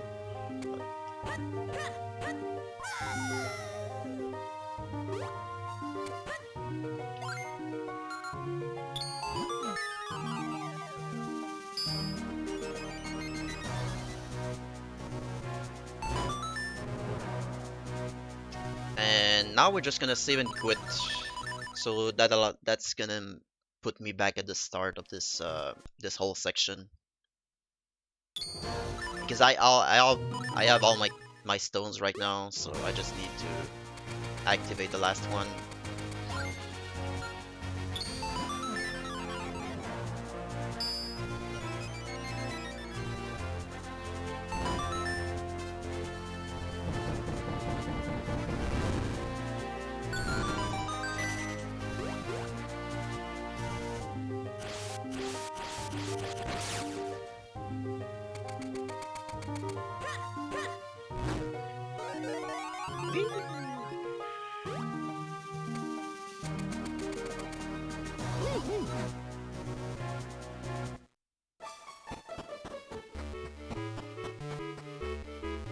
And this is the house where you use the Ocarina Glitch to bypass this NPC right here. You use the Ocarina Glitch to basically get into the stairs behind, so you can enter the next dungeon.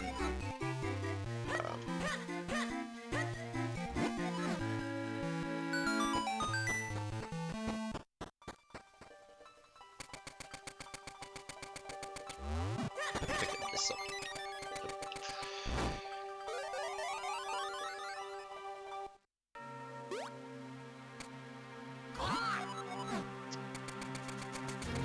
Alright, off we go. No.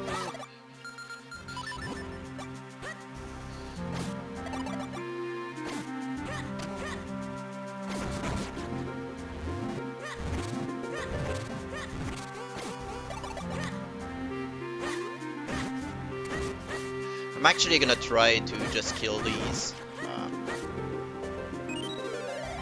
because they can be trolly. If I take damage, I lose like the clones, so.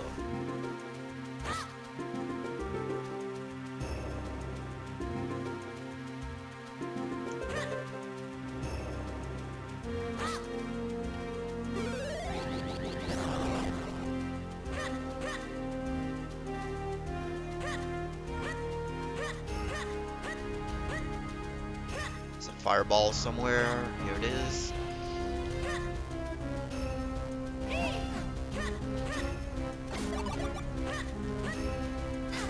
No! Oh, I'm gonna wait. I want to take the least amount of damage on this dungeon.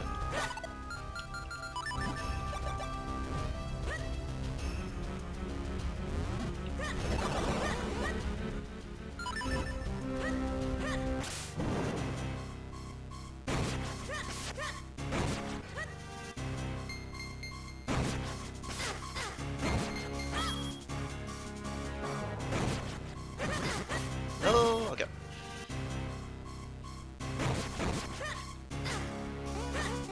Like there's a strat with bombs on the screen.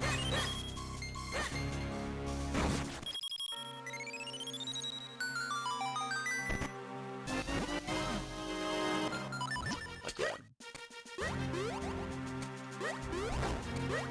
And here what I'm gonna do is actually gonna be able to land on the screen transition. Nice. And that little skip right here allows me to skip, like there's a whole section on the right you have to do.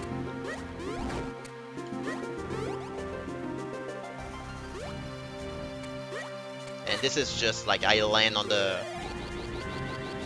I guess I would say the tile that triggers the screen transition. So using the cape, I can get there before it's intended. It's not really a glitch, it's just...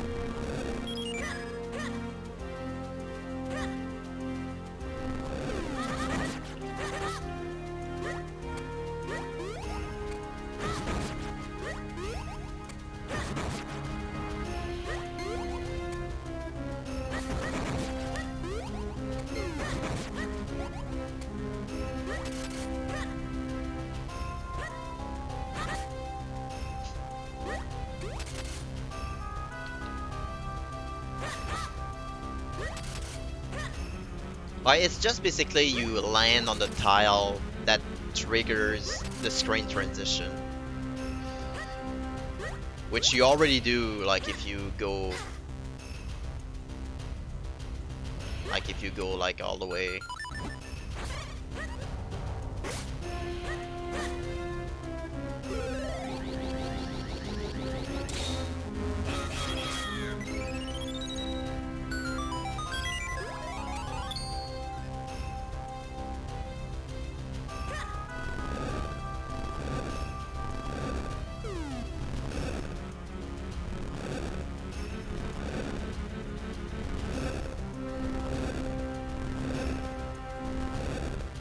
A little puzzle here.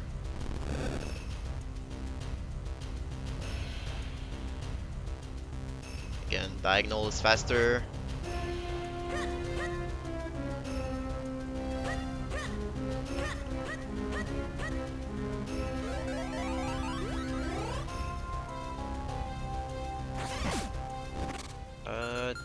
This. Nice bat.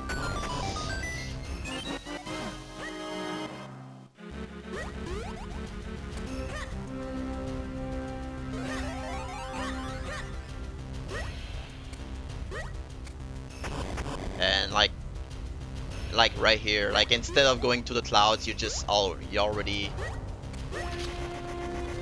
already trigger that.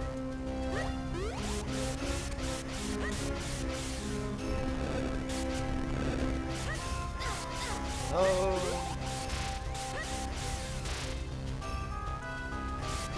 I can actually use the boots here to skip a cycle. But then again, I took damage, so that wouldn't make a difference anyway. I tried to minimize the damage taken, but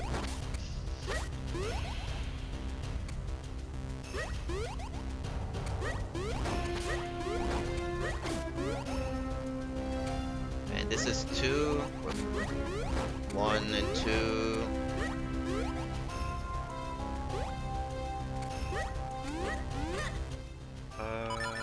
This.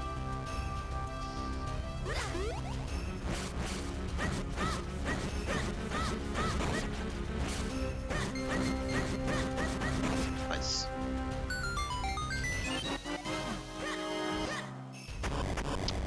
Drops money, but fortunately we don't need money anymore on this route.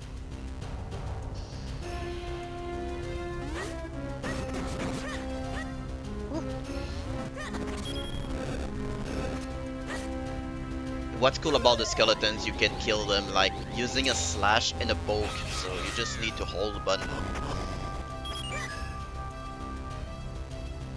Let's see if I can get a health here.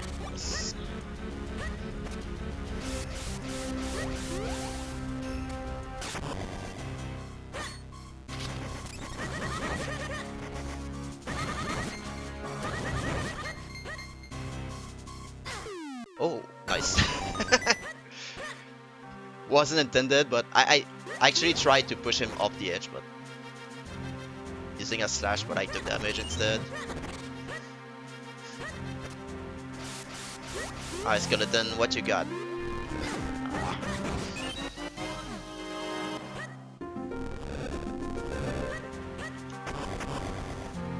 Like that skeleton is actually going through the block. It's not, yeah, I don't think it's supposed to happen, but whatever. Because I pushed the block and it's like...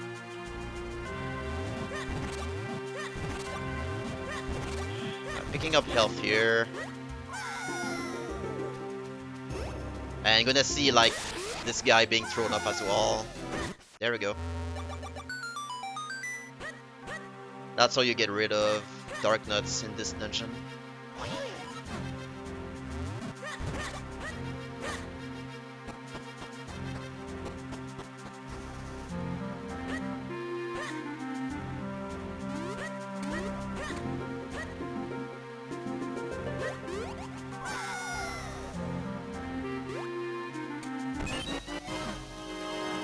Fortunately, this game, when you drop into a hole, you don't take damage if there's something above your head. it's not like ALTTP.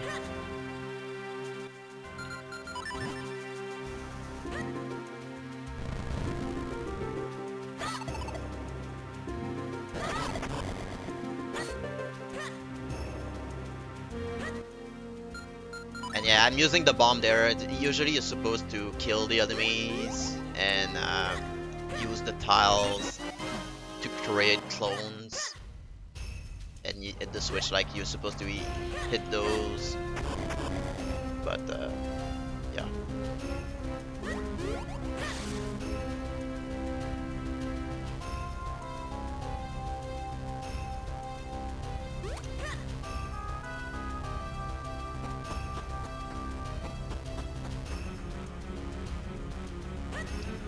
Friendly bat.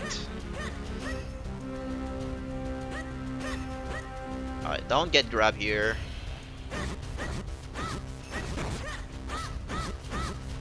Alright.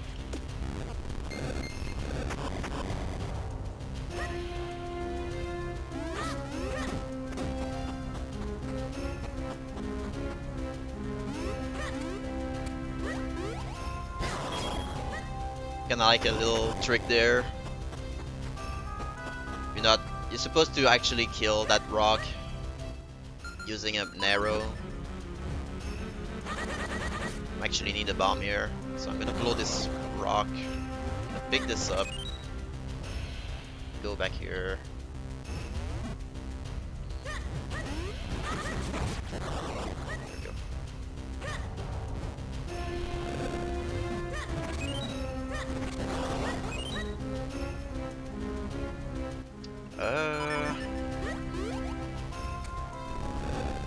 You can skip this whole section. Usually you're supposed to walk like into that maze.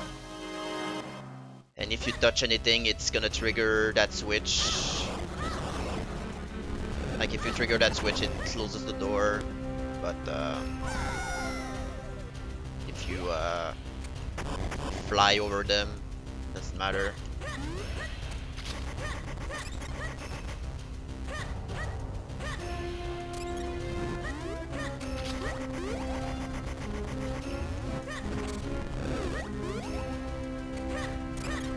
It's 5, 1, 2, 3, 4, and 5.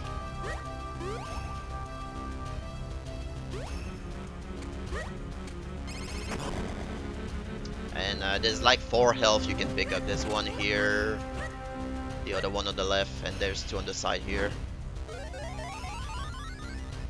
In case you need that.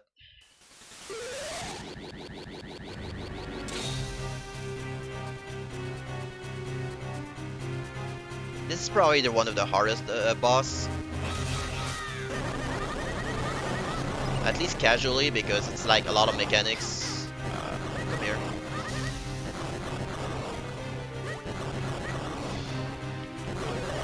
But there's a lot of stuff going on.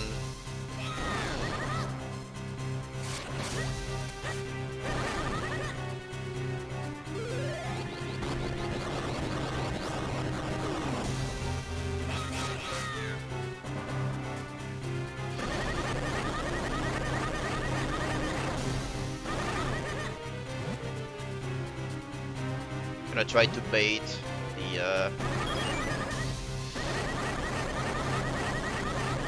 no, so close.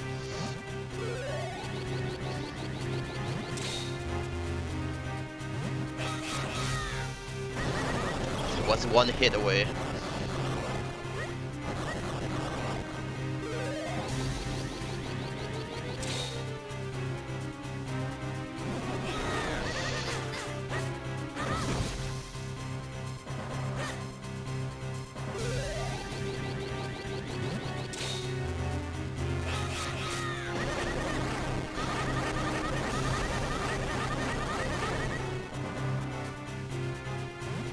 Let's see if I can drag this on a little bit. Nice.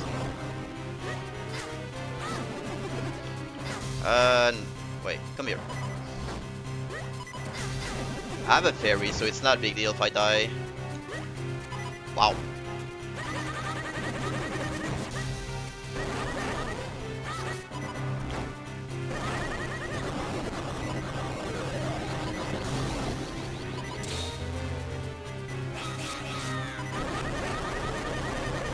And he's dead.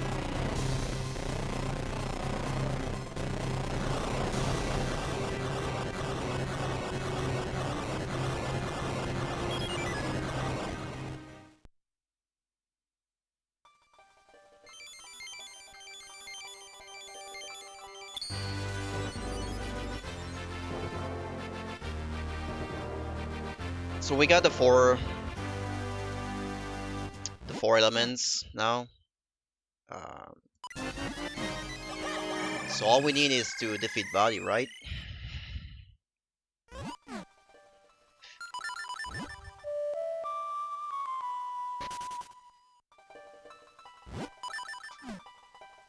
So go back to Hyrule Castle to forge our four swords into. Well, I guess it's not four swords yet. It's only once the four elements are into the sword that it's called the four swords, I think.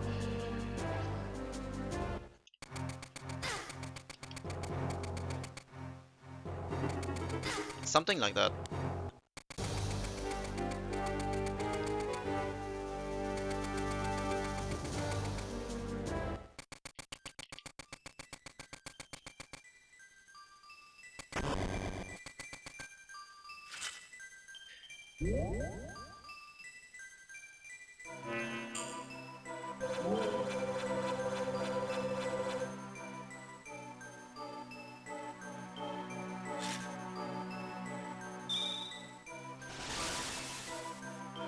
Yeah, I think that this version of the sword is called a four sword. I don't know what's the other version though. But it's kind of, I call it the four sword regardless.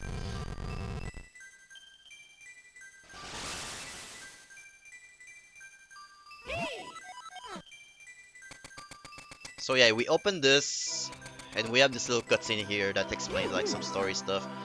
This is probably like the only break you can have in this run, because it doesn't require any input.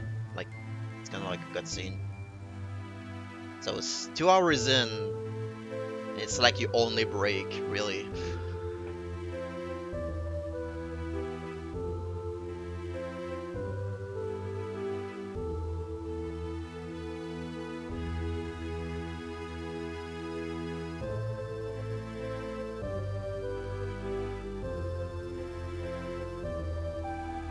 No, I did not reset. Actually, this run went well. This is glitchless, so maybe you're confused by the timer.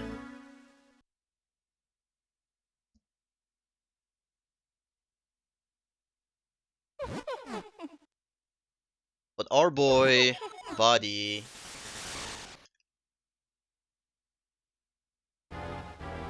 decides to corrupt the Hyrule Castle, transforms into a dark Hyrule Castle, and basically everyone is now like petrified.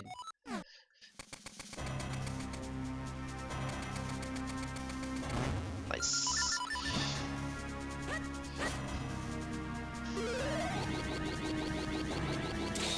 So now we can have three clones, which is a total of 4. And what happened? Everyone is petrified, and the castle is definitely not the same.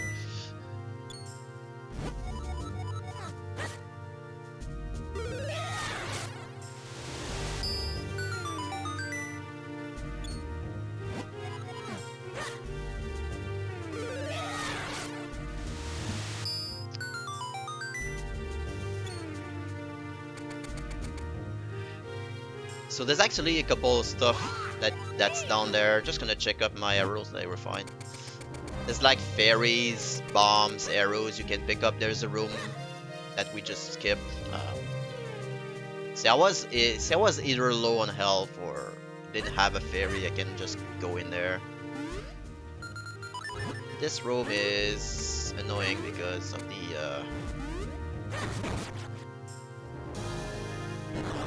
Like if I get hit by one of these, I won't be able to use a sword or anything, and I won't be able to transform into a Minish here. And I have to wait until the debuff is gone.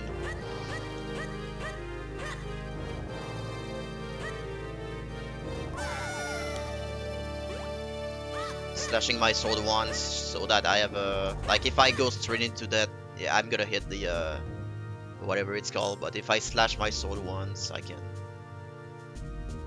just hold the direction and I won't get hit. It's something I found.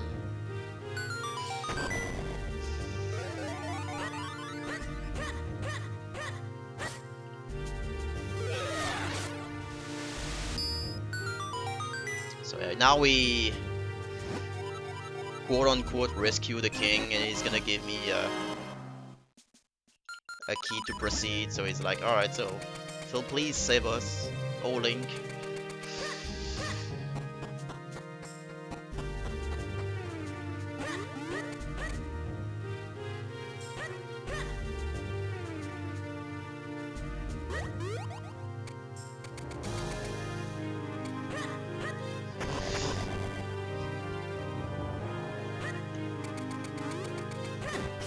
That's a good question, Shady.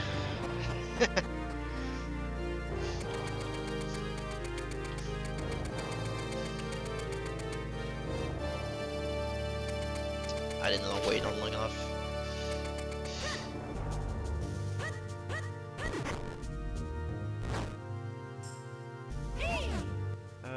This... Like, there's a strat with bombs on the screen.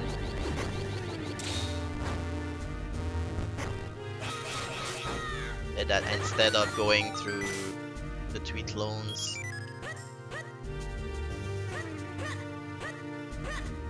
you can hit the 4 rocks basically at the same time using a bomb.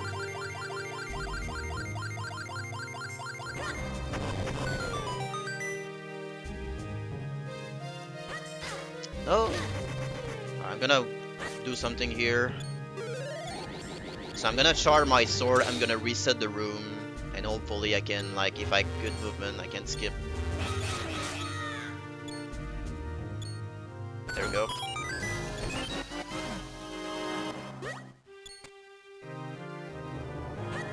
Like I can go straight to the switches. Also, I should have the boots right now.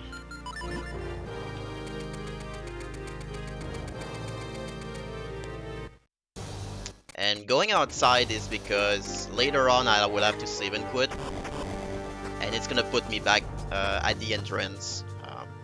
So it's kind of like a checkpoint that I just got.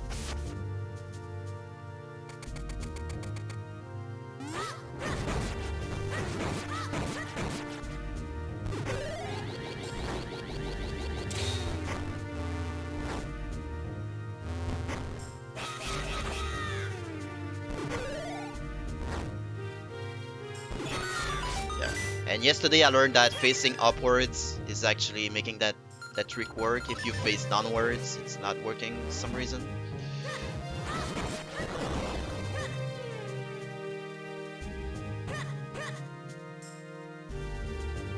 Just need to watch the RNG.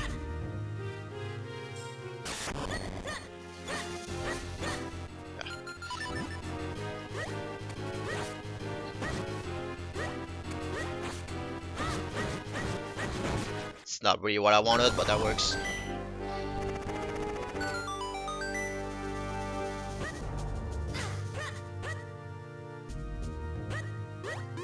Just gonna do that.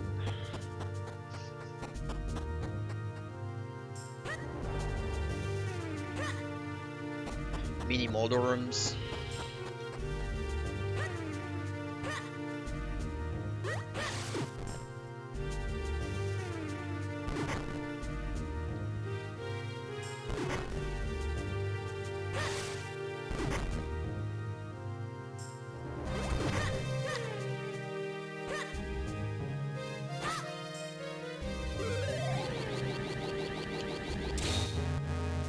Wait a little bit for the ball, fireball.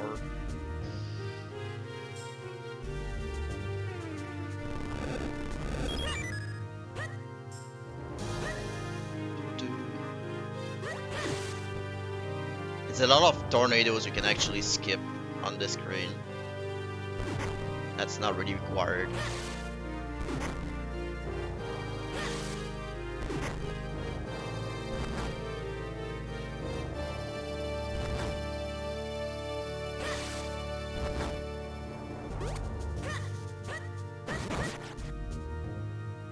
Check the RNG. Not the good item.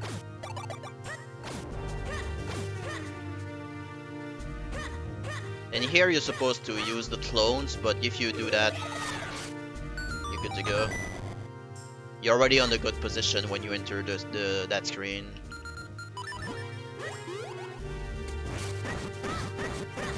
Nice. I'm gonna get portal, right?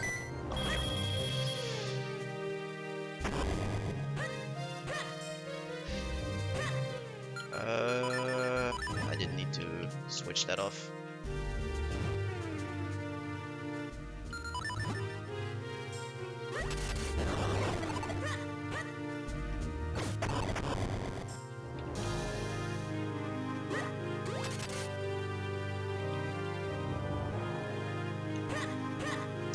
Grabbing this just on be on the safe side.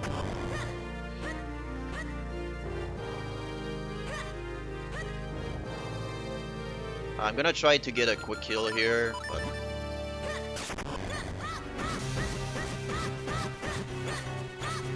oh, missing one slash. Okay.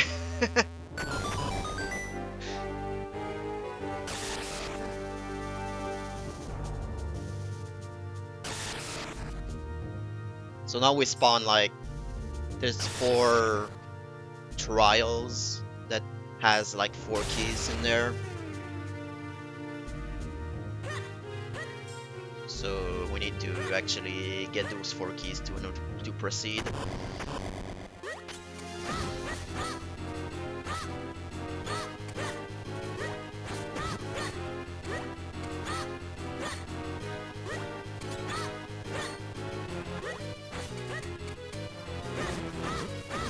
Alright.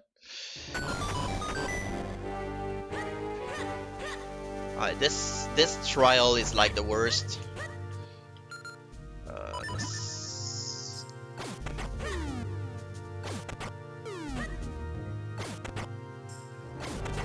Alright. Fortunately, you can roll through the fire, which is like super helpful.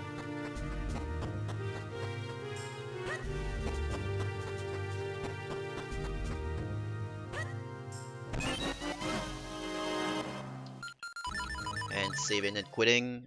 This is gonna allow us to respawn at the start of this this palace or Hyrule Castle.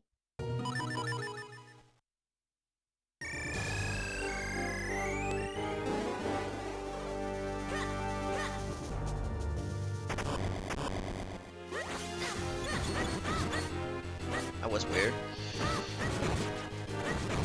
Nice.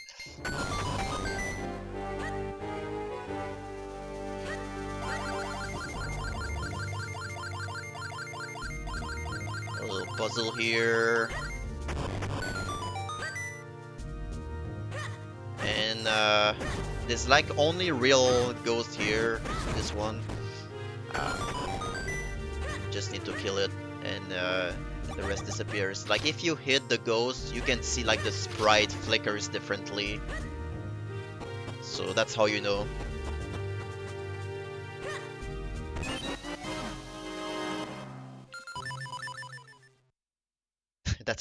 that's an appropriate emote right there.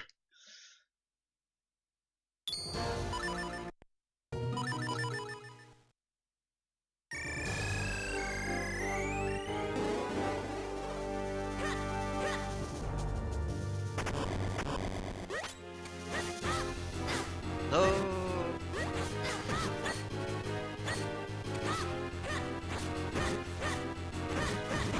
There we go.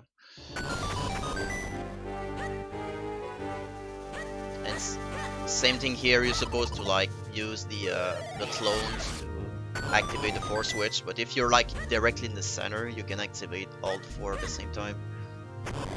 with a spin attack.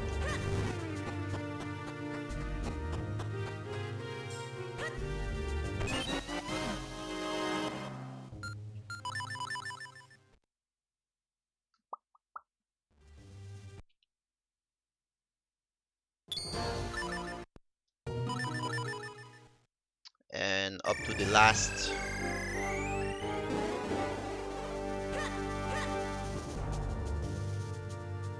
trial, I would say. Ow.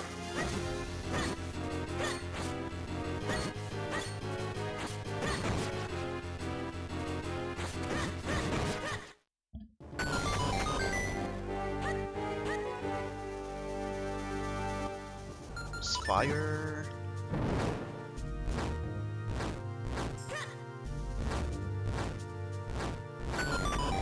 And again, gonna roll through the fire here, so I don't have to wait.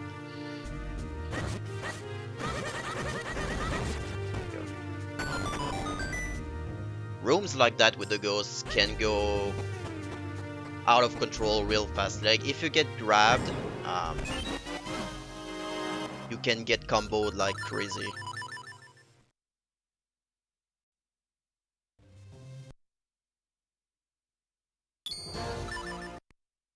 Ah, now we have the four keys. Just need to unlock. I'm gonna grab these health actually.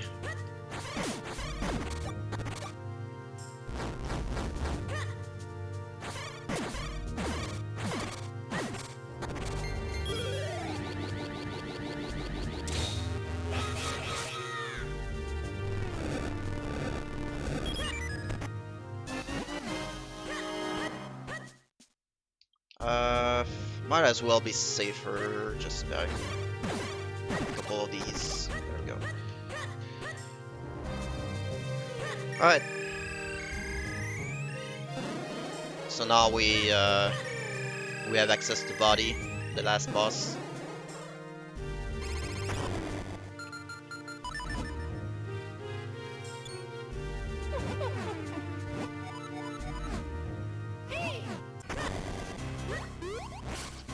This guy, we can just skip him.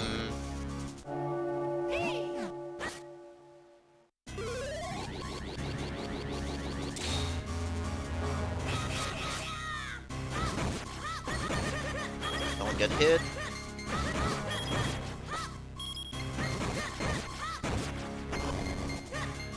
And this is probably the hardest fight here. 3 dark nuts.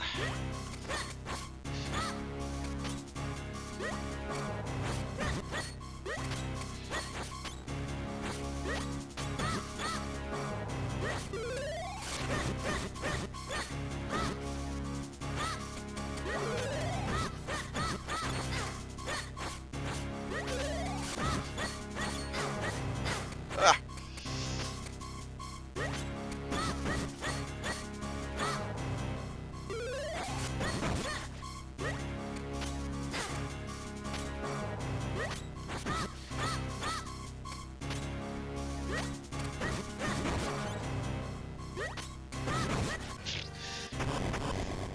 Like the first time I've done this fight, like when learning the speedrun, it was like, yeah, it was interesting.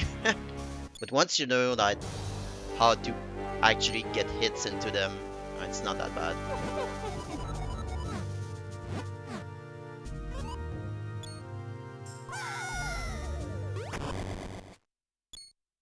Oh, Vadi 1 is pretty straightforward. You kill the eyes and you hit the boss at the center.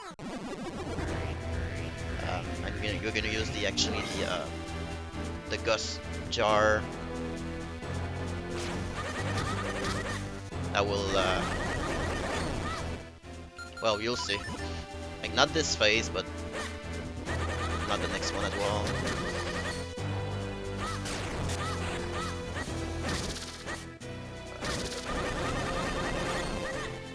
I think it's this next one. Yeah.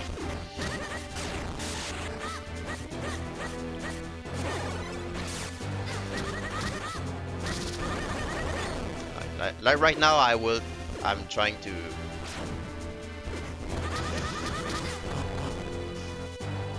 Like if I remove their shells, they're like I can actually kill them. Otherwise, it's a pain to actually kill.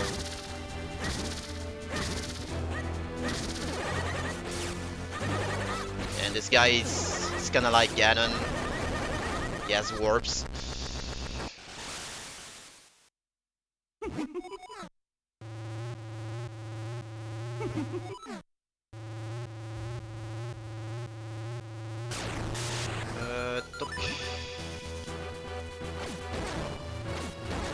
So the first cycle is always gonna be the same. There are 8 eyes, and it's only 4 this way. There's only 4 that's actually vulnerable.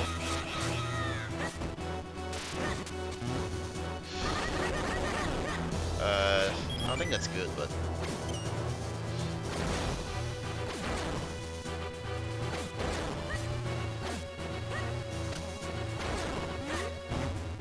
So I'm gonna try to do something. I don't know if it's gonna work though.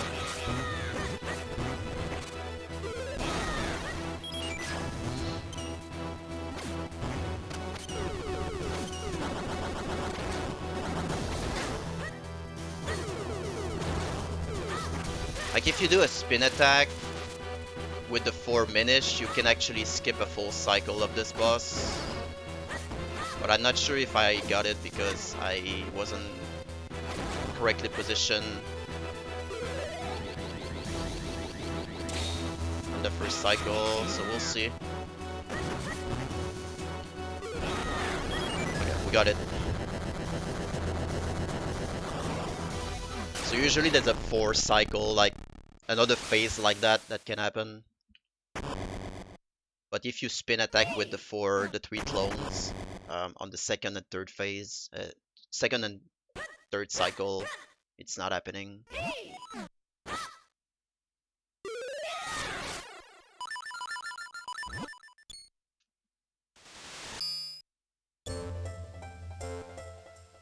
It's kind of like an underflow something, like the way the spin attack works.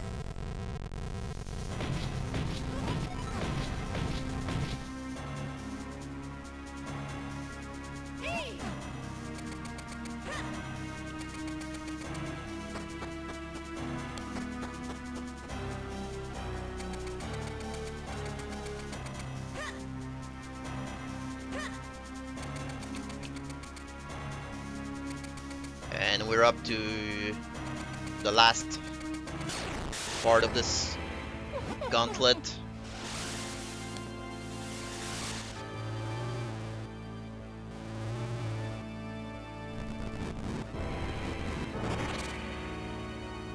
We're gonna move the boss a little bit here. Okay.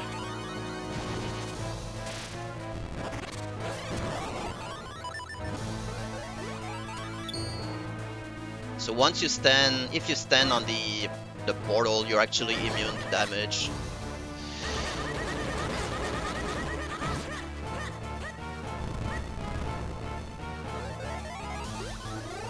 So we're gonna do that again.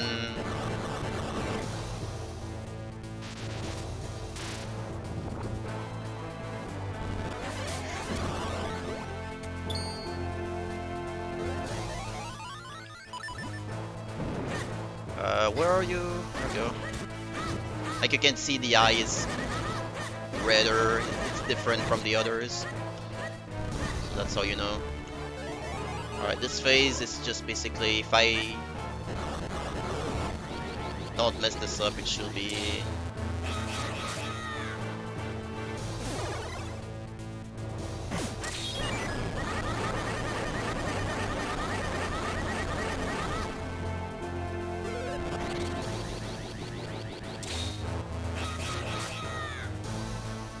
Get closer to him so I can trigger that attack.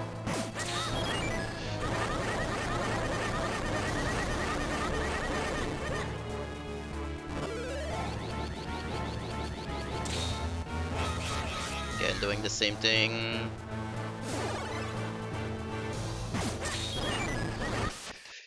GG.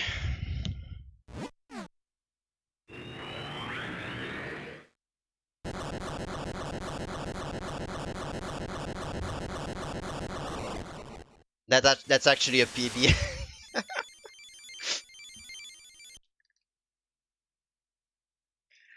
GG, nice run.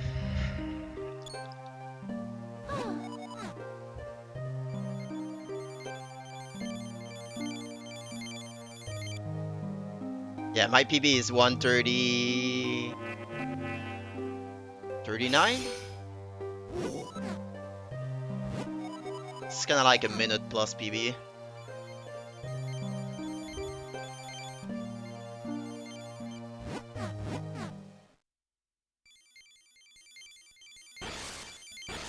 I'm always getting these PBs in marathons. Like, the same thing happened with me for FF6 Glitchless.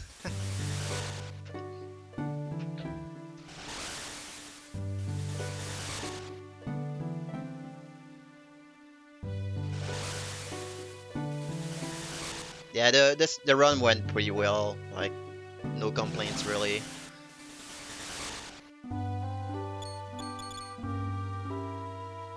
Gotta keep mashing in case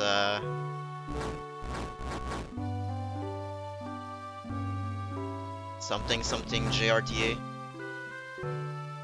But yeah, that was a good run actually. Like, no, nothing really went wrong. I went safe a couple of places. Like, I picked up hearts everywhere, so that no game overs happen.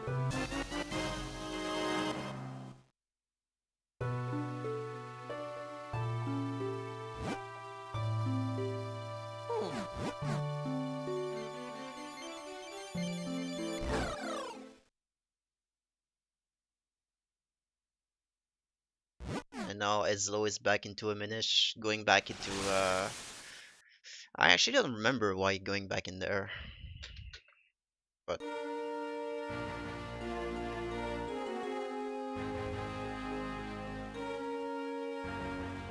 so yeah, it was Minish cap, the Minish cap, 20% glitchless.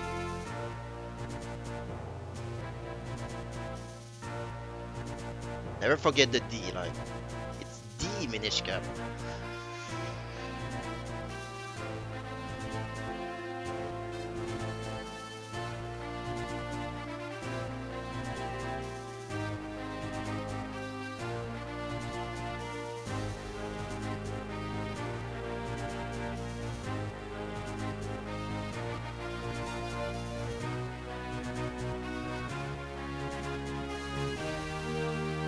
Yeah, we crush the schedule. I guess I can do something like while I know the next run is like in 25 minutes.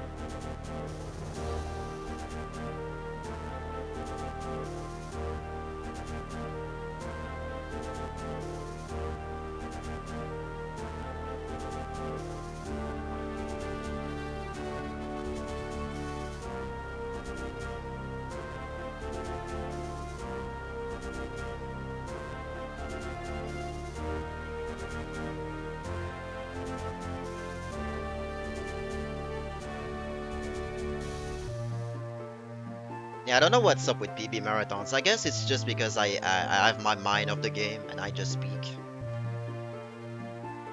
And I'm not really too stressed out about tricks and I just do it.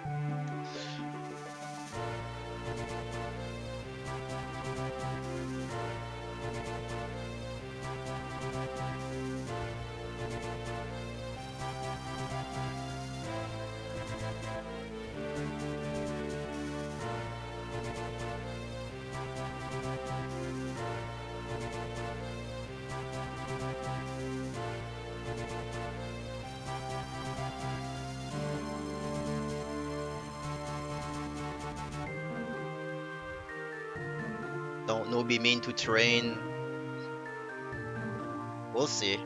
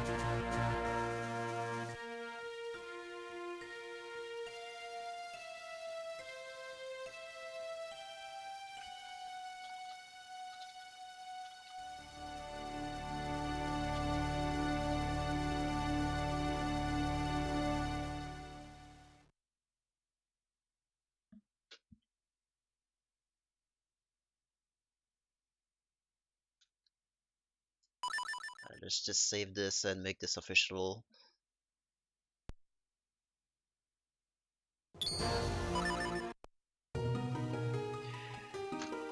Alright, so we're a little further up the schedule here.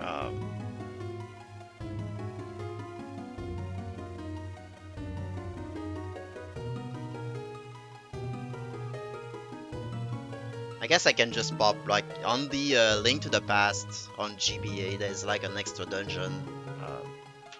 Like I can maybe show off what's the final boss on this, just so we can like kill some time here. Alright, hold on.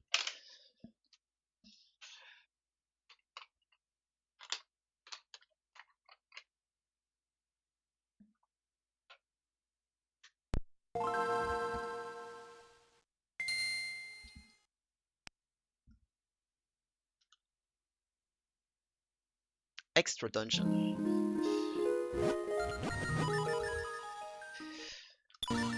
Like there's an extra dungeon in this game that's like it's called the Four Swords Adventure. So Four Swords.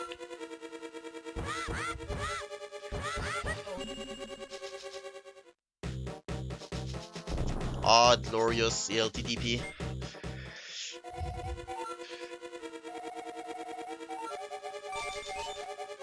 I guess I can just show off what's the final boss of this dungeon. Like there's a couple of rooms, like there's no map in this dungeon actually. Like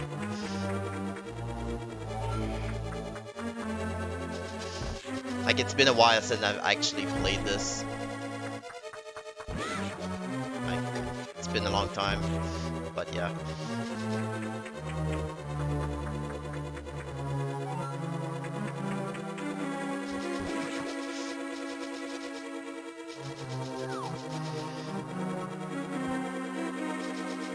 Nice.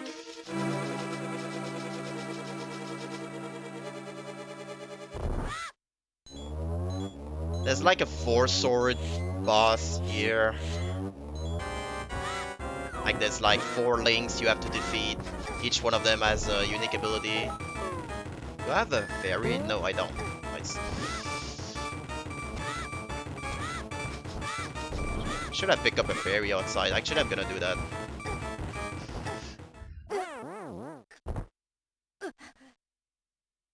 Redo. Now saving. I'm gonna pick up a fairy outside.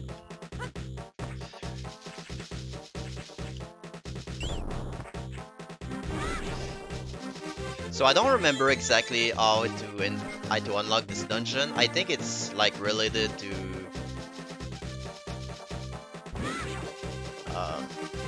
like beating the game. Like there's a side game on this card that's called Four Swords. So I think you have to beat that to unlock this dungeon.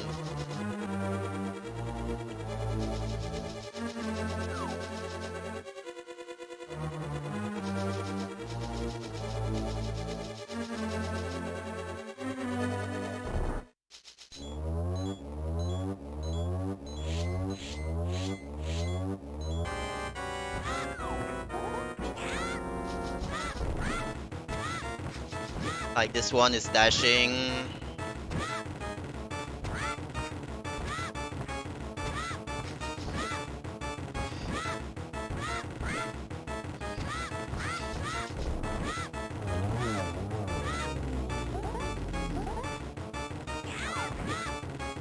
I think this one is doing Quake and dashing.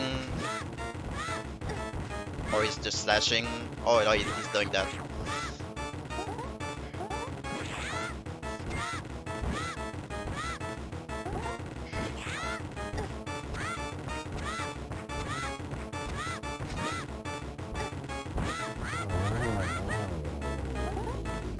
one.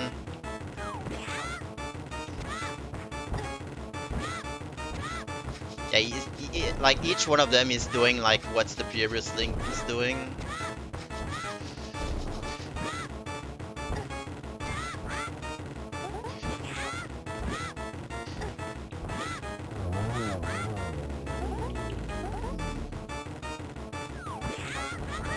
I think you can actually.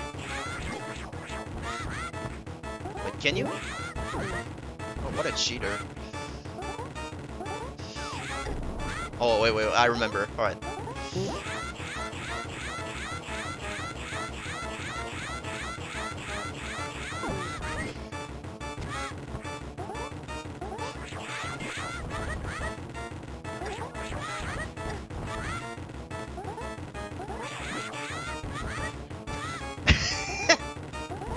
No, I want to do it again. Get out of here.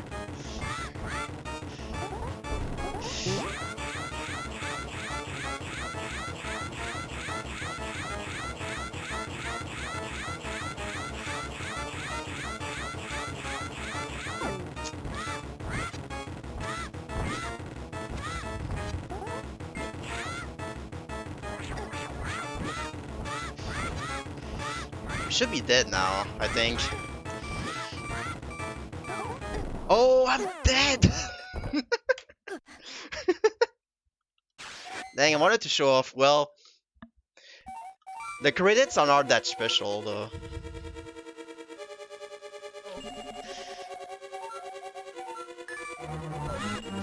How much time we have left? Yeah, we have time again. Let's try again. Like, we have time to kill anyway.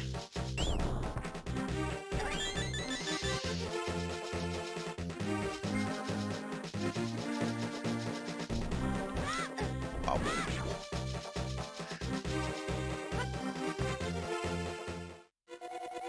Alright, no more messing around.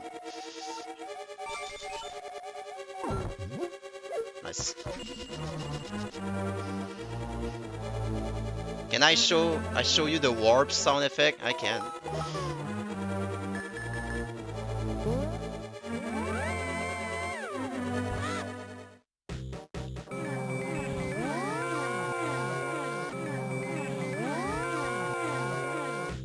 Oh yeah.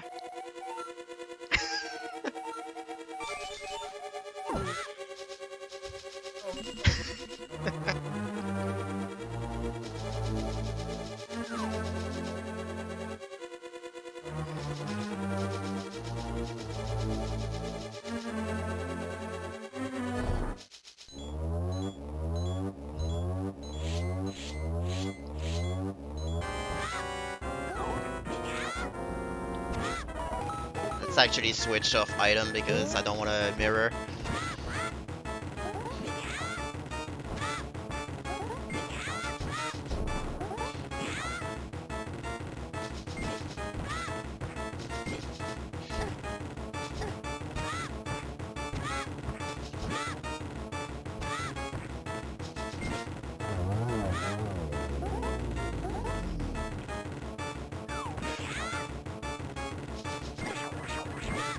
Yeah, that hurts.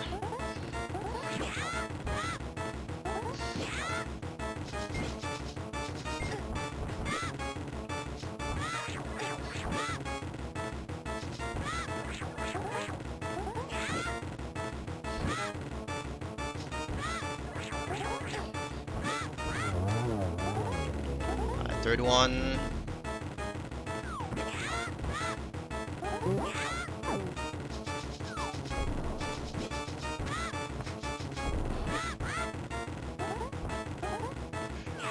No.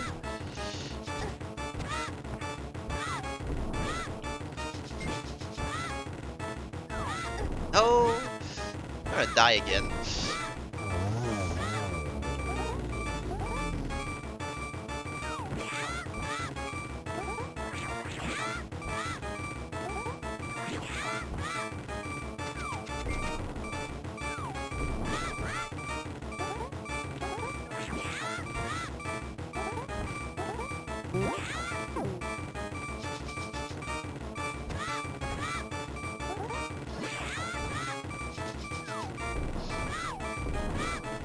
was close.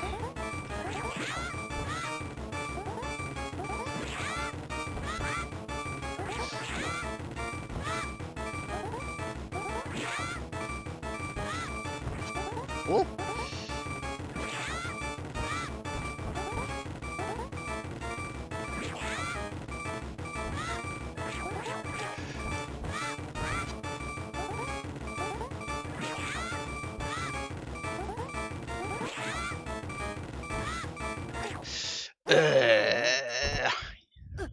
I was so close, dude.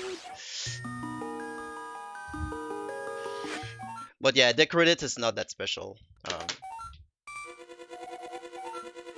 Like it's just basically the same credits, but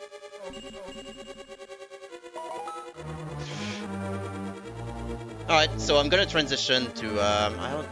Let's see.